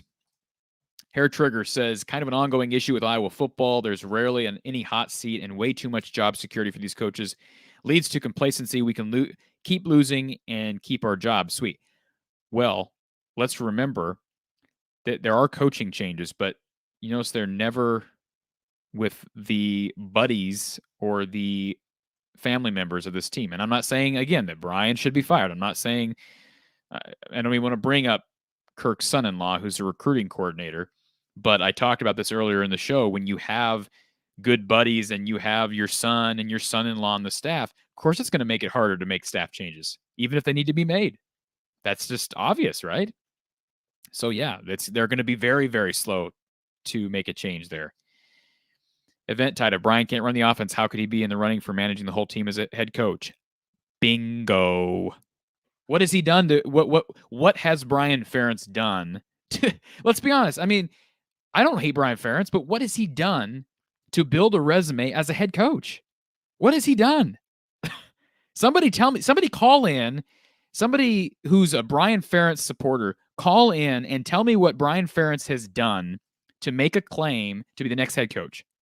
I want somebody to tell me that, because I've heard these we had somebody comment on a show weeks ago, and this might have actually been before the season, and they said, look no farther than the offensive coordinator for the next head coaching spot. Take away his last name and you have an elite coach. What are we talking about here? Are we talking about the same guy? I don't know. I don't understand. And I know there are people who are loyal to Kirk. You can be loyal to Kirk and not want Brian Ferentz to be the next head coach at Iowa. All right? That's me. I love Kirk Ferentz. He's got his faults. I don't believe him to be a racist. I think he's a good man. Okay? He has his faults on the football field. I'm sure he has his faults off the football field. But that doesn't mean I have to endorse Brian Ferentz as the next head coach at Iowa. Roger Edwards, you can blame Gary Barta for that. Well, that's a conversation maybe for a different day. Bob Burke, you can't fire Kirk. He is owed too much money. He needs to fire his kid and his buddy O'Keefe and replace them with more forward-thinking coaches. Not going to happen. Hi Hawkeye says, why is Iowa so afraid to bench a player who's underperforming? Is it a hate crime now to mix in the backup quarterback into the mix? Iowa hasn't done that really since 2014. And again, eventually that turned into Jake Rudock the following season transferring, and CJ Beathard had a tremendous year. But I don't see that happening here. I think the conversation can be had of whether or not Padilla should get some time, because he did show something that Spencer does not have, and that's ability to escape the pocket, with a pocket that is closing quickly, because this is an offensive line that's not protecting Spencer Petras. So, but again, this is not an Iowa coaching staff. Kirk Ferentz is not a head coach who tinkers with his quarterbacks very often, unless it's absolutely necessary. Again, I think of 2014. I think of 2008, right? from or no, not 2008. Am I thinking correctly? Yeah, 8.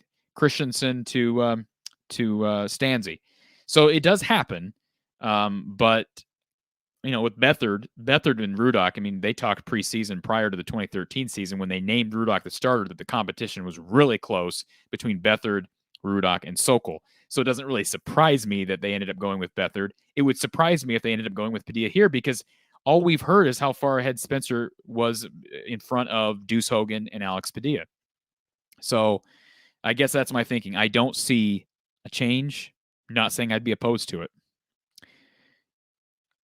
Hair Trigger brings up the bonus, gets one more win, and he earns his bonus. Couldn't agree more. It's ridiculous. It's a ridiculous bonus, but give credit to his agent. I mean, if you're Kirk, you can't blame Kirk for that, right? That's a great that he has an agent who has worked over Gary Barta time and time and time again. Right? I mean, he has. He's worked over Gary Barta time and time and time again. And maybe it's not just Barta. I don't know who's negotiating these contracts, but certainly Ferentz's agent has won. Right? He's won that battle. And I think that's what Roger was referring to when he mentioned Gary Barta.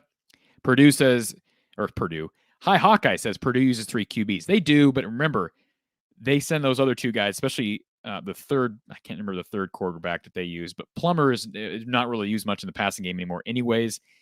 But I will say this, O'Connell is a kid who looked pretty darn good against Iowa, and yet apparently they've got enough quarterbacks to give him solid competition. And maybe that's part of the problem. Maybe there isn't enough competition in the quarterback room for Iowa.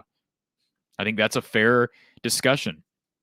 Fair question to ask. John Chaffin, excuse me. Hope I'm pronouncing that correctly. There were clearly more deep passes called. Petrus can't make a decision and is scared to take a chance. Maybe. Yeah, it looked like he dropped back looking deep several times, but what's he supposed to do when the pocket is collapsing? I mean, he can't run. He's limited. He cannot run out of the pocket. So, I understand.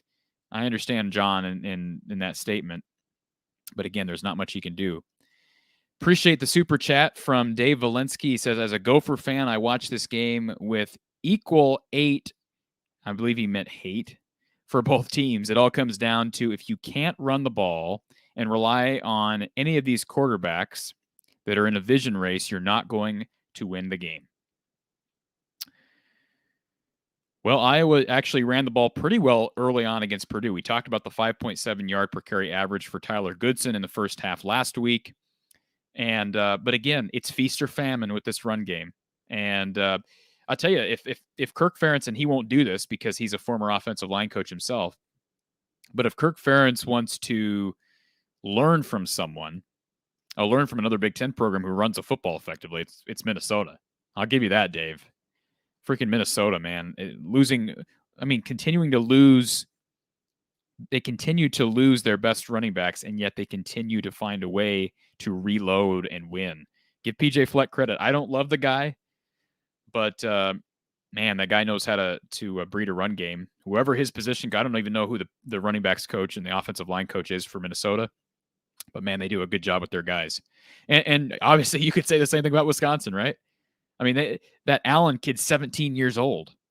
He's 17 years old. He looks like he's ready to play for the Titans. He's a big dude. And he runs the ball well. So, it's certainly frustrating as an Iowa fan to watch Iowa's run game consistently be inconsistent, because that's what it is. It's consistently inconsistent. Again, appreciate the super chat, Dave. Always appreciate the contribution and having you on the show this afternoon.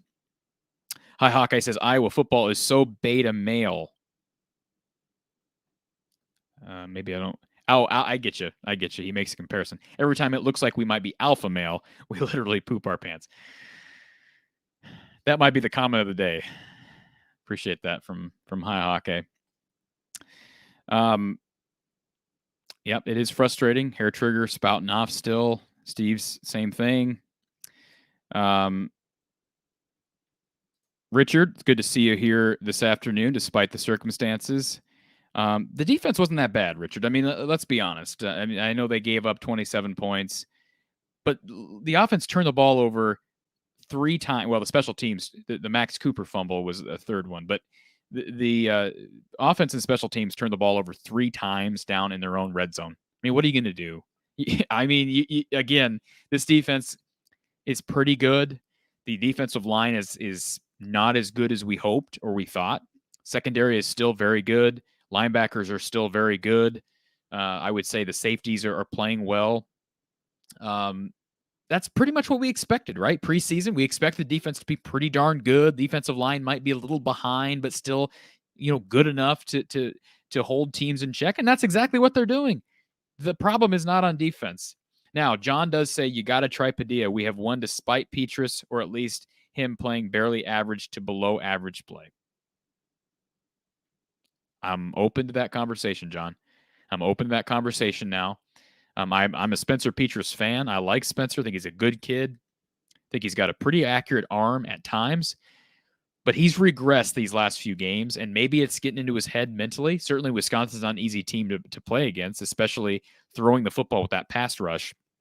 But I'm at least open to having that conversation. I'll be anxious to hear from Don Patterson tomorrow during our show, which we're going to, by the way, if you're listening tonight and you want to listen to Don Patterson, former Iowa assistant Don Patterson will join us live Sunday night. That's tomorrow night, 7 p.m., right here at Iowa at the Voice of College Football. We will talk all about this game, about how Iowa moves forward, what needs to happen, what changes need to happen, and certainly we'll take your calls, your chats, your questions tomorrow as well. Hyperlocal says Iowa needs a guy who can move in the pocket. I thought it was interesting. Did anybody catch early in the game today, Dan Orlovsky, commentator for ESPN, former UConn quarterback, did anybody catch Dan make the comment that we need what did he say? No, he didn't say he said something about Spencer Petrus and how he really moves well in the pocket. Did anybody else catch that? Did anybody else catch that? Because if I'm the only one who heard that, holy crap, man. Anyways. All right, let's run along here. Hi, Hawkeye says, Padilla at least looks like he could scramble and make a play. Simple as that. Gives the Hawks a better chance to win the game. Maybe. But hi, Hawkeye, let's remember, this is not set in stone. Obviously, the coaches are not total dummies. They see how these quarterbacks are performing in practice. So I know you don't like hearing that, and I don't like hearing that all the time either, because as Don has talked about, Chuck Hartlieb's a perfect example of a guy who played better during the game than he did in practice. So that is possible. But as far as a pure passer, everything we've heard is that Spencer Petrus is far and away the better passer. But I do agree that the conversation is valid to be had now because of Iowa's struggles with pass protection. Maybe it's worth taking that shot on a guy who could be mobile. Ryan Brock brings up losing Tim Polasek as the offensive line coach. Maybe, but remember, Tim Polasek was also the O-line coach when Iowa had all those struggles in 2019 with their guards. And those were fifth-year seniors. So, I wouldn't jump on board saying that it's losing Polasek is the reason. Is there some Chris Doyle leftover? And I'm not saying we blame Chris. I'm saying because he's gone, maybe the development is not what it was. I'm not going to go to that point yet. But strength is an issue right now with some of these young guys. There's no question about it. Hair Trigger 83, 28 sacks now this season in 8 games. 3.5 sacks per game. 0.8 yard rushing average today. I believe that includes quarterback sacks. Hi, Hawkeye. If anyone gets near Petrus, he begins to stumble. Yeah, I understand he stumbles a lot, and he's just limited. He admitted that this past week, I believe, in a press conference. He's just limited, and so it is difficult for him. -2 yards in a cloud of dust from Ron. We do have another caller here. I don't want to ignore our caller. Thank you for calling Iowa Postgame at the Voice of College Football. Who's on the line? Dave Walensky. I just texted you that I gave you the super chat. Hey, Dave. Appreciate the chat. Yeah. I just see like the Minnesota offensive line just basically I don't know if how good Iowa's defense is, but if you watch Minnesota's offensive line, every running back we have is doing well, and we just lost another running back against Northwestern. Was that the third running back, or was that Potts? The third Potts is gone. Potts is injured. Was injured in the Purdue game. They said it was almost life-threatening injury. Yeah, I heard it was serious. Yeah, so it's Williamson. Okay, and so they're down to running back number 4 now. 2. Oh, they're down. No, I'm saying, game. are they down to their 4th string guy now? Yeah, they're down to their 3rd string. Well, they're down to the 4th string and 5th string, and the 6th string guy basically decided to transfer. Yeah, and yet you guys can run the football. I mean, it's incredible. I don't like PJ Fleck. I mean, do you like PJ Fleck? Yeah, I do. Okay, and there's nothing wrong with that. I don't care who's the coach. You know, I've been to so many like Gopher games at the Dome where the last game of the year when we play the Hawks or Wisconsin, it's like majority of like Hawkeyes or Badger fans. And I'm getting sick of it, and I'm glad that the new stadium has kind of dwindled that down a little bit, and having a team that can actually start winning. You know, that's the way I see it. I know how some people are rubbed the wrong way against him. You know, he's a new guy. He's overly rambunctious. Does he have like a huge ego? Well, I think every coach has a huge ego. So yeah, that's just the way I feel about it. I don't dislike PJ Fleck like I dislike. I'm sorry, they're showing the Wisconsin-Iowa highlights, and I started to cry internally. I don't dislike PJ Fleck like I dislike Scott Frost, or even like I dislike James Franklin. I think James Franklin's a turd, but I just don't love the roll the boat stuff. I think PJ Fleck kind of makes it more about himself. But here's the deal, Dave. It's all about winning games, and right now Minnesota's hot. They're the hottest team in the Big Ten right now, and certainly Wisconsin would be number 2, probably Purdue 3, and then Iowa 4. But boy, Iowa shouldn't even be on the radar right now with these last 2 games. That Minnesota game, if Iowa can get by, and it's a big if right now, if Iowa can get by Northwestern, that Minnesota game in Iowa City is going to be a fun one. Well, Minnesota right now, they're showing the stats right now for the half. We have literally if it wasn't for the last second turnover that Morgan had a ball deflected up and it ended up being intercepted inside the red zone, we have basically dominated Northwestern. Like the time of possession is literally, they said 23-50 for Minnesota, and only 6 minutes and 35 seconds for Northwestern. What's the score? Minnesota's up 20-7. Well, there you go. And by the way, everybody, Ben don't break defense and has kept Minnesota out of the end zone on 4 drives, and Minnesota had a fumble and then scoop and 6 on the second play, I think, of the game. And by the way, for Iowa fans who are wondering, Purdue's losing to Nebraska at halftime. I think it's 17-14. So, yeah. Yeah, it's a weird division, man. You know, if you're hot at the right time, you can win this division. You're right. Minnesota's the favorite, man. Like the biggest key. Minnesota's now the favorite. Yeah. But you know, I'm one of those fans that basically I don't believe it until I see it. Until we beat Iowa, until we beat Wisconsin on a regular basis. You know, I'm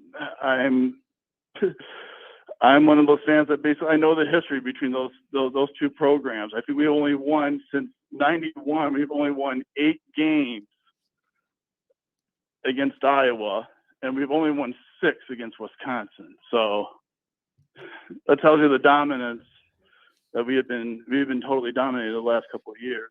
So well, you this is your year, man. The Northwestern's down. Wisconsin piled up some losses early. Minnesota can win out. They're the representative, and they got a favorable schedule. And Northwestern just changed their quarterback right now. Okay. Well, but you have a nice night. Hey, and we I'll appreciate keep on listening to you. And thanks for the super chat, Dave. And we'll talk to you. If we don't talk to you next week, we'll talk to you after the Minnesota game. Okay. All right. Thanks, Dave. Take care. Hopefully, I'm a lot more happier after the Iowa game. Absolutely. All right. We'll talk to you soon. Bye-bye. Appreciate the super sticker here from BIB, as we call him here. Appreciate that, BIB.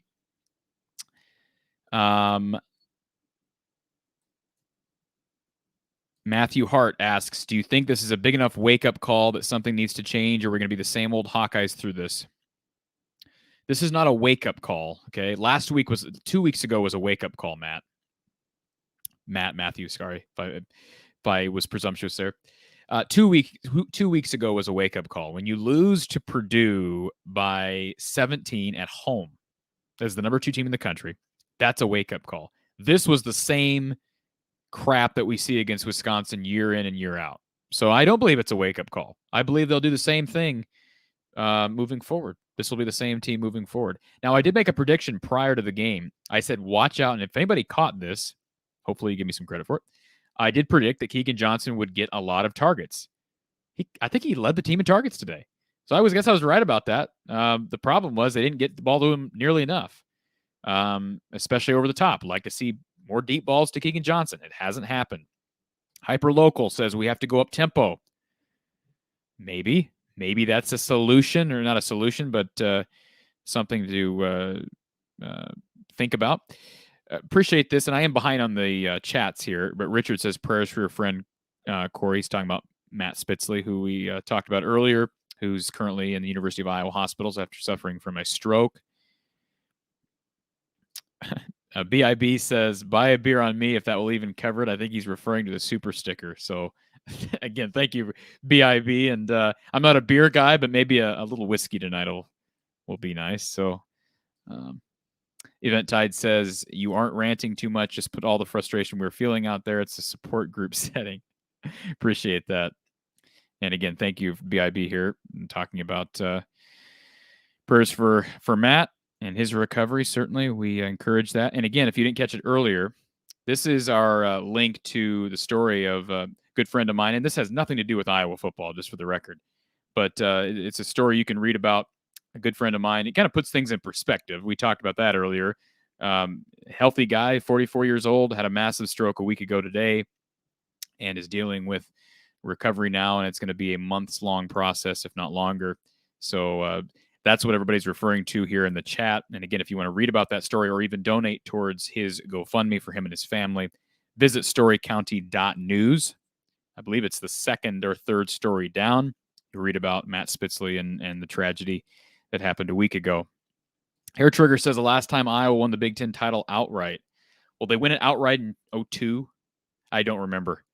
There was no Big Ten title game back then. So I'd have to look back. Jeff Campbell, appreciate the kind words towards Amy, who called earlier. Keith Pritt says overrated. Iowa loses again. Yeah, they are overrated. Yep.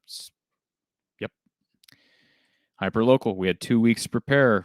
Didn't make a difference. Matt Hart says you solve offensive line problems with jet sweeps, reverses, screenplays, plays to perimeter. Anyone who plays Madden knows that. Why is it taking Brian so long to figure that out? It's not, I'm not saying he's trying to oversimplify it. He is a little bit. I think there may be some sarcasm there, but there's some truth in that as well.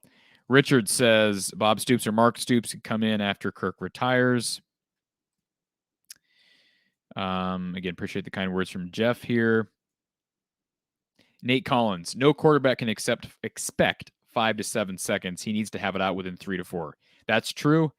5 to 7 seconds is a long time for those linemen to hold guys like Karlaftis, and who's the big guy that got hurt today for Wisconsin, who's one of the better defensive linemen in the Big Ten.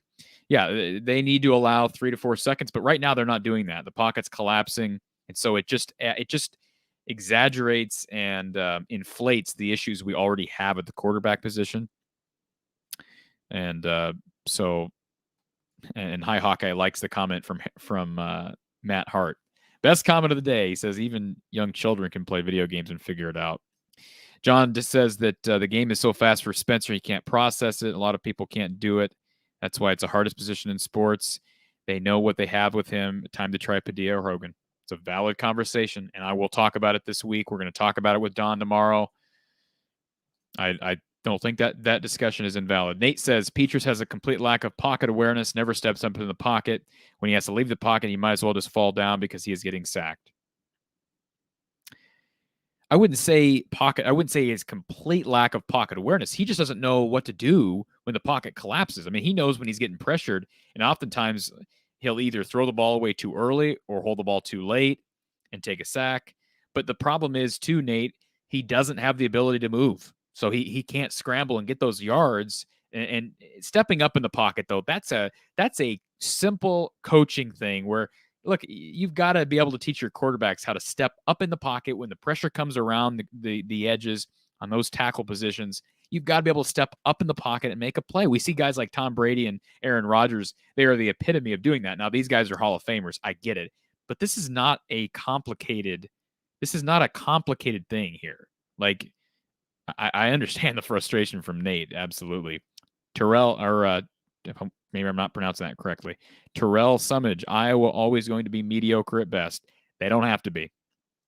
They don't have to, but they're not always mediocre. Mediocre's, I interpret mediocre to be below average. This team is usually average to above average, but they can be better than that. That's absolutely true. This is I like this statement. Ricky Stanzi, man, I miss that guy. Used to get the ball out in 3 seconds. Now, he did throw picks, but he also had a very good offensive line around him. Let's remember that. I mean, guys like Brian Bulaga, Julian Vanderbilt, he had a good defensive or offensive line. Nate says Padilla has shown with his mobility and ability to get the ball out quick, he has the higher upside. I don't know. I don't think he's shown that yet, Nate. I'm open to watching it, though. I'm open to seeing him in actual game action, not garbage time at the end of a game. Maybe it's an opportunity next week. It's going to be a night game at Northwestern. So certainly it's a conversation we can have. John says that Fitzgerald is the best coach in the conference. Can't argue with that. Underway shift colors. So much for the O-line. God, when is the offensive scheme going to change? I understand. BIB says, as Iowa fans, we deserve the best and want more than mediocre. I think he's referring to our discussion earlier about settling for a certain number of wins. All right. Ray says, what was with replacing Jones on the muffed punt return? I'm assuming Jones got banged up because he came back in the second half. I feel bad for Max Cooper. He's a kid that I got this wrong. You talk about predictions, people getting predictions wrong. I did get the Keegan Johnson prediction. I'd like to think I got that correct today, that Iowa tried to make a concerted effort of targeting him. I give Iowa credit for doing that. But here's a prediction I missed. Preseason back in the spring, I thought Max Cooper was going to emerge and be a factor this year in the passing game. He has slowly worked his way down on the depth chart, and he had an opportunity today to get the ball and make something happen. He muffs the punt. Again, I don't know why Jones was out. I'm assuming it was an injury. I'm not going to comment on this seat. We're 2 hours in. We're 2 hours into this post. I mean, my gosh. The underway shift color says, Cory, this was a total blown chance. Just don't know what to say. Yeah, well, I know. I've said it a million times. I understand. Roger Foreman. Our offense sucks. Let's quantify that, right? Our offense sucks. In fact, if you missed the show earlier, this was our banner, and rightfully so. Underway shift colors is on board with the offensive coordinator change. Hair Trigger says he nearly stopped watching the second half, but he stuck it out. Matt, I totally agree with this comment. Keegan Johnson's the best skill player Iowa has, and I think that includes Tyler Goodson. I think he's a better skill position player. He's very close. Him and Tyler Goodson, and those two guys are electric. The problem with Tyler right now is he's getting no room. He's got no space to run back there. It's just a sad thing to watch. But man, Keegan does. He's got the juice right now. He is really good. Let's just hope Iowa doesn't blow an opportunity with a skill position player they're very fortunate to have right now. Overthrown passes are an issue. Although Alex Padilla was keeping that ball low when he was in the game. I will say that. Now, he also may have a tendency to throw grounders. I don't know. But he did not seem to have the overthrow issue that Spencer Petras did, at least when we saw him briefly. Robert says Phil Parker needs to run the offense. Well, he's a defensive coordinator, but certainly the conversation of Phil Parker being the next head coach is a valid one. I'm up to that. Underway Shift Colors says that Brian Ferentz needs to go. Nate says Brian needs to be fired. Hair Trigger says, we've been saying for weeks, Keegan needs the ball more because when he gets it in his hands, he makes things happen. That's absolutely true. And this is also a fair observation. Tyrone Tracy has not done a lick this year. He has not done a thing. He had an early catch today, but it's been a very disappointing year for Tyrone Tracy. And remember, he had the big 80-some yard catch against Wisconsin back in 2019. Let's see here.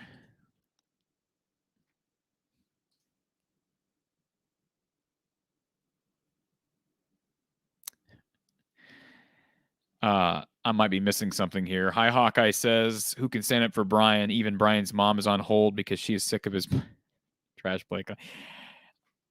I don't think his mom is advocating for Brian to be fired. That'd be my prediction. Ray says that Brian Ferentz married the hottest girl ever from Hopkinton, Iowa. That's his greatest accomplishment. I don't know who his wife is, but whatever. Okay.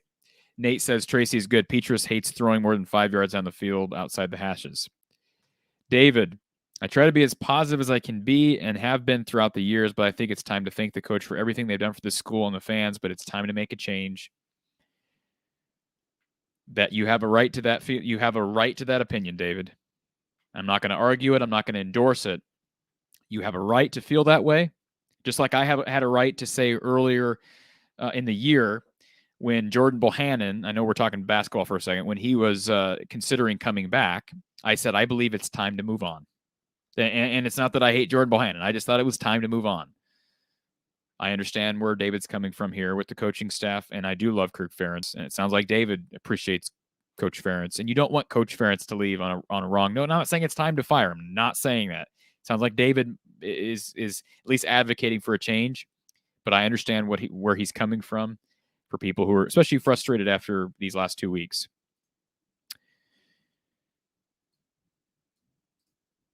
Hyperlocal only giving Brian credit for one game in 5 years. Again, the USC game was a really well-coached and conceived game plan, but you're right, few and far between.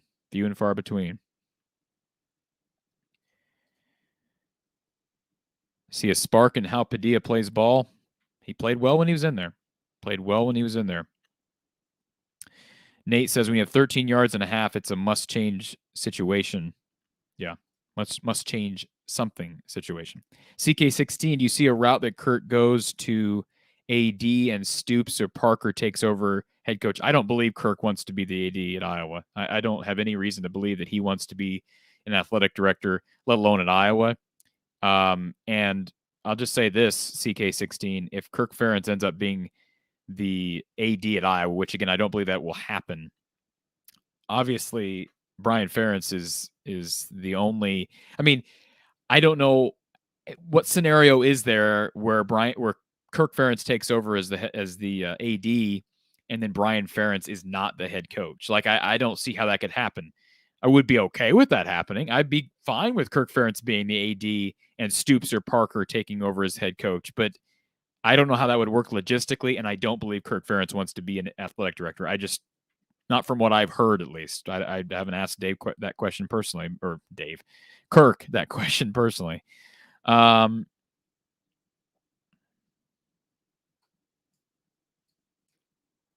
Brad says, I was traveling across Iowa, didn't listen to the game. Sounds like I didn't miss much at all. 2 weeks to prepare, and that's what they came up with. Brad, I mean, if you want to watch the game to be educated, go ahead and watch the game to be educated. But just basically imagine what you saw against Purdue, except this time probably a little worse, because at least Purdue, you have a guy who is just a mismatch, right? And you've got some stubbornness on defense, and offense that couldn't do much of anything.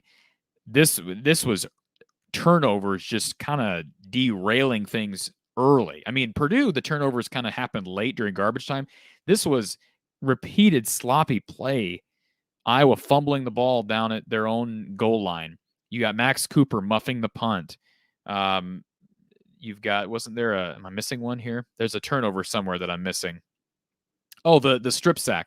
Peters was sacked and stripped. Yeah, it was basically what we saw against Purdue, only maybe a little bit worse, although against a better team. I think Wisconsin's better than Purdue, and it was on the road. But do we really care at this point? 24-7, 27-7.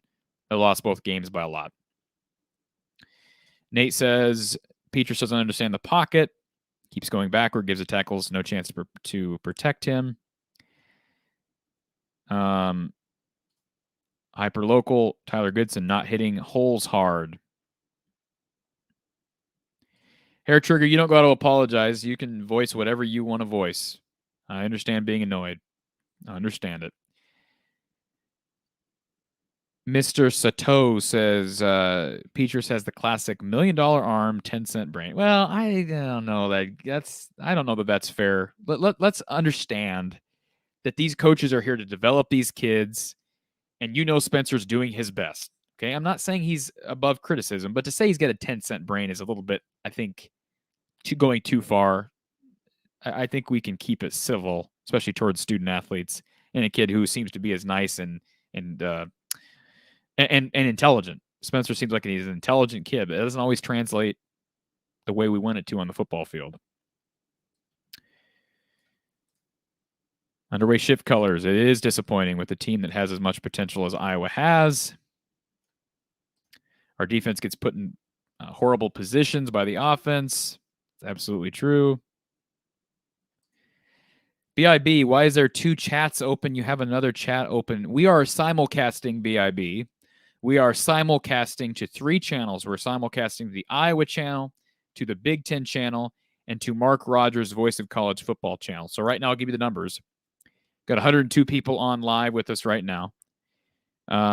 58 at the Iowa channel, 35 at the Voice of College Football channel, and 6 on the Big Ten channel. That actually adds up to be 99. So had a couple people drop off. So we're simulcasting. So if you don't see chats in the actual chat, if I'm throwing up a chat on the screen you don't see in your chat, that's because it's coming from a different channel. Sorry, I didn't see that question earlier there. Dan Orlovsky. He's referring to Dan in that comment where Dan said that Spencer moves in the pocket really well. I don't understand what he was talking about either. Sam Kim, Ferentz is an awesome coach, but has a B+ ceiling. Matt says, is it bad? I hope that Brian got fired throughout this lawsuit. No comment. It's not bad to say that. I mean, I don't think there's anything wrong with saying that, but I will make no comment on that specifically. We got your super chat, BIB. Appreciate that. Sorry if there was a bit of a delay there.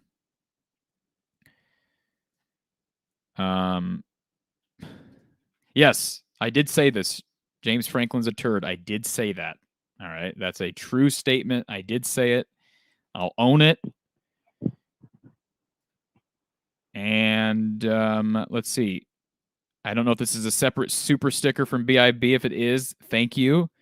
Thought we had one earlier. But yes, we got both of them, BIB. So if you're seeing them on, if you're not seeing them on one, you're seeing them on another, that's why. But we got 2 super stickers from BIB. We appreciate the donation to, and I'm sorry, I'm behind on the chats here, BIB. So I wasn't able to confirm that earlier. We did get your donations. Thank you very much. We do have a caller here. Thank you for calling Iowa Postgame at the Voice of College Football. Who's on the line? Hi, this is Alex calling from the Heartland, Iowa. Hey, Alex, where are you at in Iowa? Cedar Rapids. So I'm assuming you're an Iowa fan. Where do we go from here? I mean, what are your thoughts? Well, I'm actually springtime 0502. I've commented a few times on the video. Thanks for sharing some of those comments. But one thing I saw, I watched the Illinois Penn State game, well, at least the last half of it. And one thing I noticed about what Illinois did against Penn State was, and I'm not saying Iowa had to do this, but they came off a bye knowing that Penn State wasn't that effective against the run, or at least their defense was. Yeah. Put 7 offensive linemen on the line and ran the ball exceedingly well. I know. You come in off the bye week, you're thinking, okay, going against a good Wisconsin team, you having issues protecting the quarterback. Do we put in extra offensive linemen, maybe not extra tight end to protect? And it was just more of this. And I think that's as Hawkeye fans, I think that's so frustrating when we just you have 2 weeks to prepare and it's same old story. I totally agree with that. And yeah, you bring up a good example. I mean, I think back to 2010. You remember the 2010 Wisconsin-Iowa game on the fake punt from Brett Bielema? That was called breaking tendency and doing something different, and it burned Iowa and kind of started the snowball effect for Iowa's season in 2010. And who was the head coach at Wisconsin? Brett Bielema, who's the head coach at Illinois now. So that's the difference between a guy like Brett Bielema and Kirk Ferentz. You have one guy who's willing to accept the fact that, hey, I can't just pound and win the way I want to win. Sometimes I have to mix it up. You can still have a base offense and what you want to. I mean, you can still thrive off the theory of running the football and play action passes. I'm not saying to abandon that or ditch that, but you have to be able to switch things up. And you're right. You bring up a good example. Brett Bielema doing it with less at Illinois, going on the road last week and winning at Penn State. It's a valid point. Yeah, and I think you had mentioned Charlie Jones. I watched a little bit of the post game. He said he had something in his right eye and he couldn't see. He went into the locker room to get checked out by the doctors. Obviously, he came back in that second half. So that was why we didn't see him on the field. And the play calling, I'm not an offensive play caller. I've never called plays in any sort of level of college football. Yeah. But I'm also not an auto mechanic, but I know when my car needs to get fixed. I like that. Yeah. I'm on a couple Facebook forums with, Iowa Hawkeyes, and I mentioned hey, this play calling is it's going nowhere. And there's a podcast I listen to. It's Off Tackle Hawkeyes, which it's a pretty funny, good podcast. And a couple episodes during the bye week, one of the hosts had mentioned that where Iowa's offense has been since Brian has been the offensive coordinator, and we're near dead last. And you mentioned that we were dead last in the Power 5. They posted a stat during the game. We were 128 on first downs, and there's 130 FBS college football teams. So let me ask you this question: Do you believe that? And I'm not going to make a statement on this at this point because I just don't feel the need to. But do you believe, caller, that Brian Ferentz, if he was producing these types of numbers at any other Power 5 school, that he would still be the offensive coordinator? He'd be fired mid-season at this point. You cannot consistently put up, 100 less, in offensive production and still be around. It's unfathomable that he's still around. And, everyone points to the USC game and the Ohio State game of past, okay, yeah, he's called 2 good games, great games against really good teams. But what else has he done where he's made some, excellent play calling? Last year against Purdue, we were up, 20-0, 17-0, and we decided, hey, let's throw the ball. And then we end up losing that game by it was 1 or 3 points. Well, you're thinking of Northwestern. Northwestern. Yeah. No, you're absolutely right. He's done nothing. He's done nothing to build a resume as an offensive coordinator besides USC, Ohio State, and there's probably another game or two where you can point to. I mean, some people wanted to point to Maryland this year because they scored over 50. The defense produced 7 turnovers in that game. You're absolutely right. There is no resume here to be a Big Ten offensive coordinator. That's my opinion. Someone wants to challenge me on it. That's fine. But I'm on board with you on that. I'm not saying he needs to be fired right now, but I'm saying he does not have. I am claiming this. I'm not speaking for anybody else but myself. I do not believe he has a resume or any level of a resume. I mean, he hasn't even started to build a resume to be a Big Ten offensive coordinator. He got hired at Iowa, fresh out of New England, where he got hired because of Kirk's relationship with Bill Belichick. He has not proven a thing in my mind. And when he was at the center of some of those issues last summer, I kind of thought that was it. Like I didn't see any way that Iowa could possibly move him to be the next head coach. And now it seems like people have kind of forgotten some of those issues and how he was involved with some of those issues. Right or wrong, I think the plan is probably right back where it was to anoint him as the next head coach. And to me, the qualifications just aren't there as far as a resume is concerned. Oh, absolutely not. And you bring up Brian Ferentz, but you also have to look at the person behind him at quarterback. So it's Ken O'Keefe. What quarterback have we produced that's actually still in the NFL? C.J. Beathard's the only one you can point to. Nate Stanley went 7th round. He didn't play a single snap. C.J. Beathard's an okay backup, but do you need to replace your quarterbacks coach too? Because we have not developed any NFL caliber quarterbacks. Now it's an extremely hard position to play in college and in the NFL. I fully understand, and I'm not expecting Iowa every single year to send a quarterback to the NFL and get immediate starting time. I'm not delusional on that fact, but it's just like year after year, what quarterbacks can you point to? Says, yeah, that was a good quarterback for Iowa outside of, Brad Banks. Yeah. Talking of the quarterback too, and back in 2014, people were harping. A lot of players were saying, hey, put in C.J. Beathard. And, when we finally did it in a bowl game against Tennessee, you don't do that in a bowl game, but is that going to happen this year where fans are going to say, hey, yeah, Spencer Petras, he's a decent quarterback, but he's not good for Iowa right now. Do we try Padilla? I've been kind of wanting to see Deuce Hogan a little bit because I know everyone's, was really high on him. What's it going to take for, maybe a quote unquote quarterback battle? Hopefully that doesn't happen, in a bowl game or in a big game, like say against Nebraska or Minnesota. Well, I did find something interesting, and maybe I'm reading into it too much, but and maybe you can answer this question, caller, and this would certainly be a question I can ask Don Patterson tomorrow night. But and maybe I should know the answer to this, but do you know, does Iowa typically travel all scholarship quarterbacks to road games?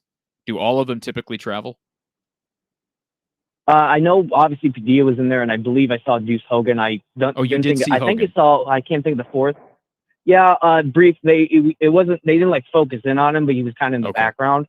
Because I saw Joey Labas. Labas?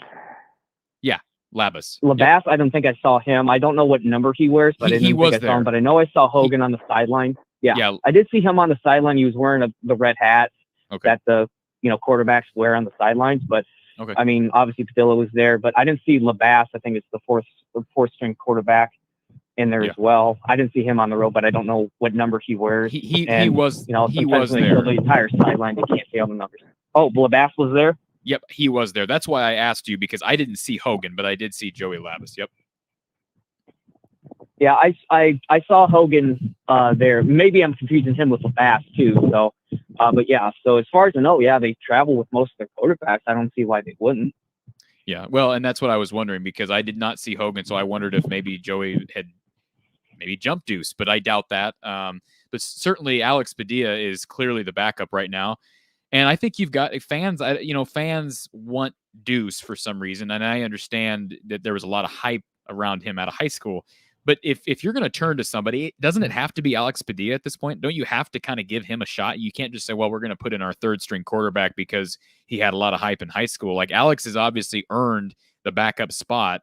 To me, you've got to see what he can do before you turn anywhere else if you're going to make a change. No, and I agree. He's earned the right to be that second string. And, I think, granted, it was in garbage time.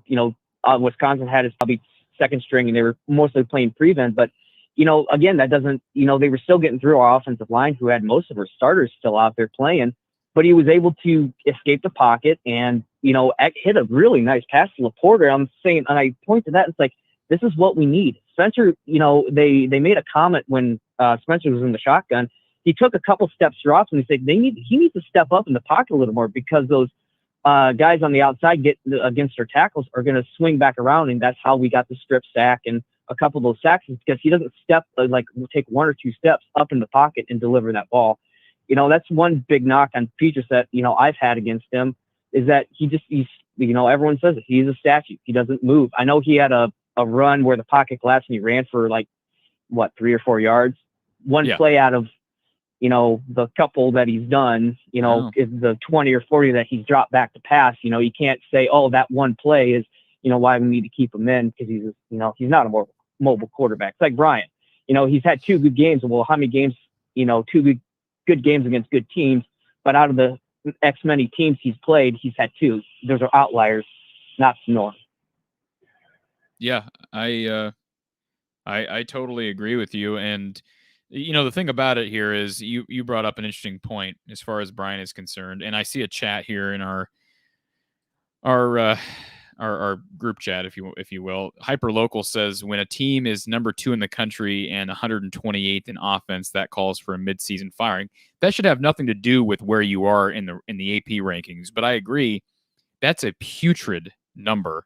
And we kind of thought, well, the competition was stiff early. Iowa State's really good on defense, which they are. We thought Indiana was decent, at least in the secondary. But these numbers aren't getting any better. And I'm not advocating for a midseason firing, but if the numbers don't get any better throughout the entire season, fans have every right to be calling for Brian Ferentz to be fired. I'm not saying that he should be, but fans have the right to start really pushing for that. Yeah, and I know I've been out here long, so I'll say just a couple more things. I think this game has showed why Keegan Johnson needs to get the ball. I mean, that reverse that they did, he got tackled at like a 2-yard gain, and he fought for that first down to get to Iowa's only touchdown. I mean, he's an absolute gamer. I mean, He is. I made a comment earlier, and I said it was kind of a hot take. I said, Keegan Johnson becomes our number 1 wide receiver, and either Charlie Jones or Arlen Bruce becomes the number 2, and maybe it's somewhat of a hot take that Tyron Tracy transfers out of Iowa because, I don't know if it's him that's just not producing or if it's just Spencer Petras is just not getting him the ball. So I don't think we'll lose Northwestern, but the Minnesota game and now that Nebraska game looks really, really shaky. And I think if Iowa goes and loses the next, I don't think they'll go 6-6. I know you've mentioned that. I see probably 8-4 more than likely than 7-5, or it would be with 7-3, right? What's my math is messing up here? Yeah, 7-5. But if they go 7-5, I think the coaching staff. I know it's not going to happen, but I can wish it. They need to take a real close look at this, especially this offense, and say, do we need to make a change? Which it ain't going to happen because of the nepotism, but that's all I'll say. Keegan Johnson needs to get the ball more, and needs to try to get the ball in the hands of our playmakers. But hey, thanks for taking my call. I got to get going. All right, man. Appreciate the call. All right, we appreciate all the phone calls here this afternoon from all of our listeners, and I understand some frustrated Iowa fans. I get it. I've spent some time ranting this afternoon. So appreciate people listening. Do want to address a couple things. BIB says, I need an ID on you. You look young. I haven't had anybody say I look under 21 in a while. Appreciate that. I can assure you I am not under 21, but in fact, I don't really have any good whiskey. I think I've got some was it Bullet, Bulleit. Might pull that out this evening as I'm trying to think of the games tonight. What are the games? Penn State, Ohio State is one. I guess I could pull it up. Do I really care? I don't. John makes a comment here. I like this because accountability is what I've been advocating for. It's never good to have no accountability in an organization. Kirk Ferentz is not accountable to Brada. I don't know. Maybe that's true. I think Kirk has a lot more power in that athletic department than Gary Brada does. I absolutely agree with that. Absolutely agree. All right, last call. Anybody wants to call us, please call us now because we are going to head out. Want to remind everybody that we will be back we'll be back tomorrow. Excuse me.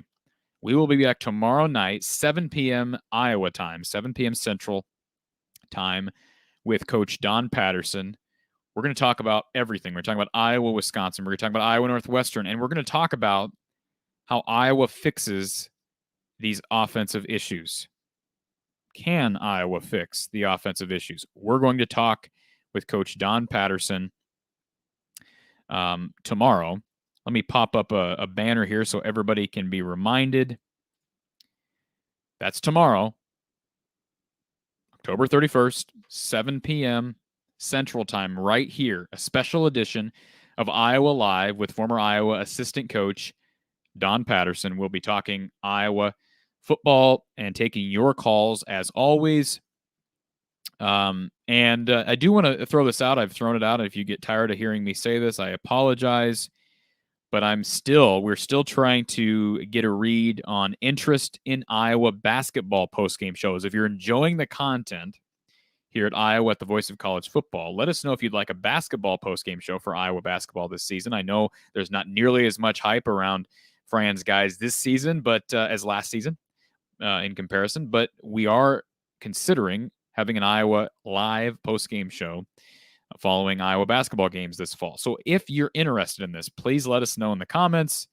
Comment on a different video. You can also contact us through our website, storycounty.news/Hawkeye of the Storm. But again, please give us feedback if you'd enjoy a post-game show for Iowa basketball.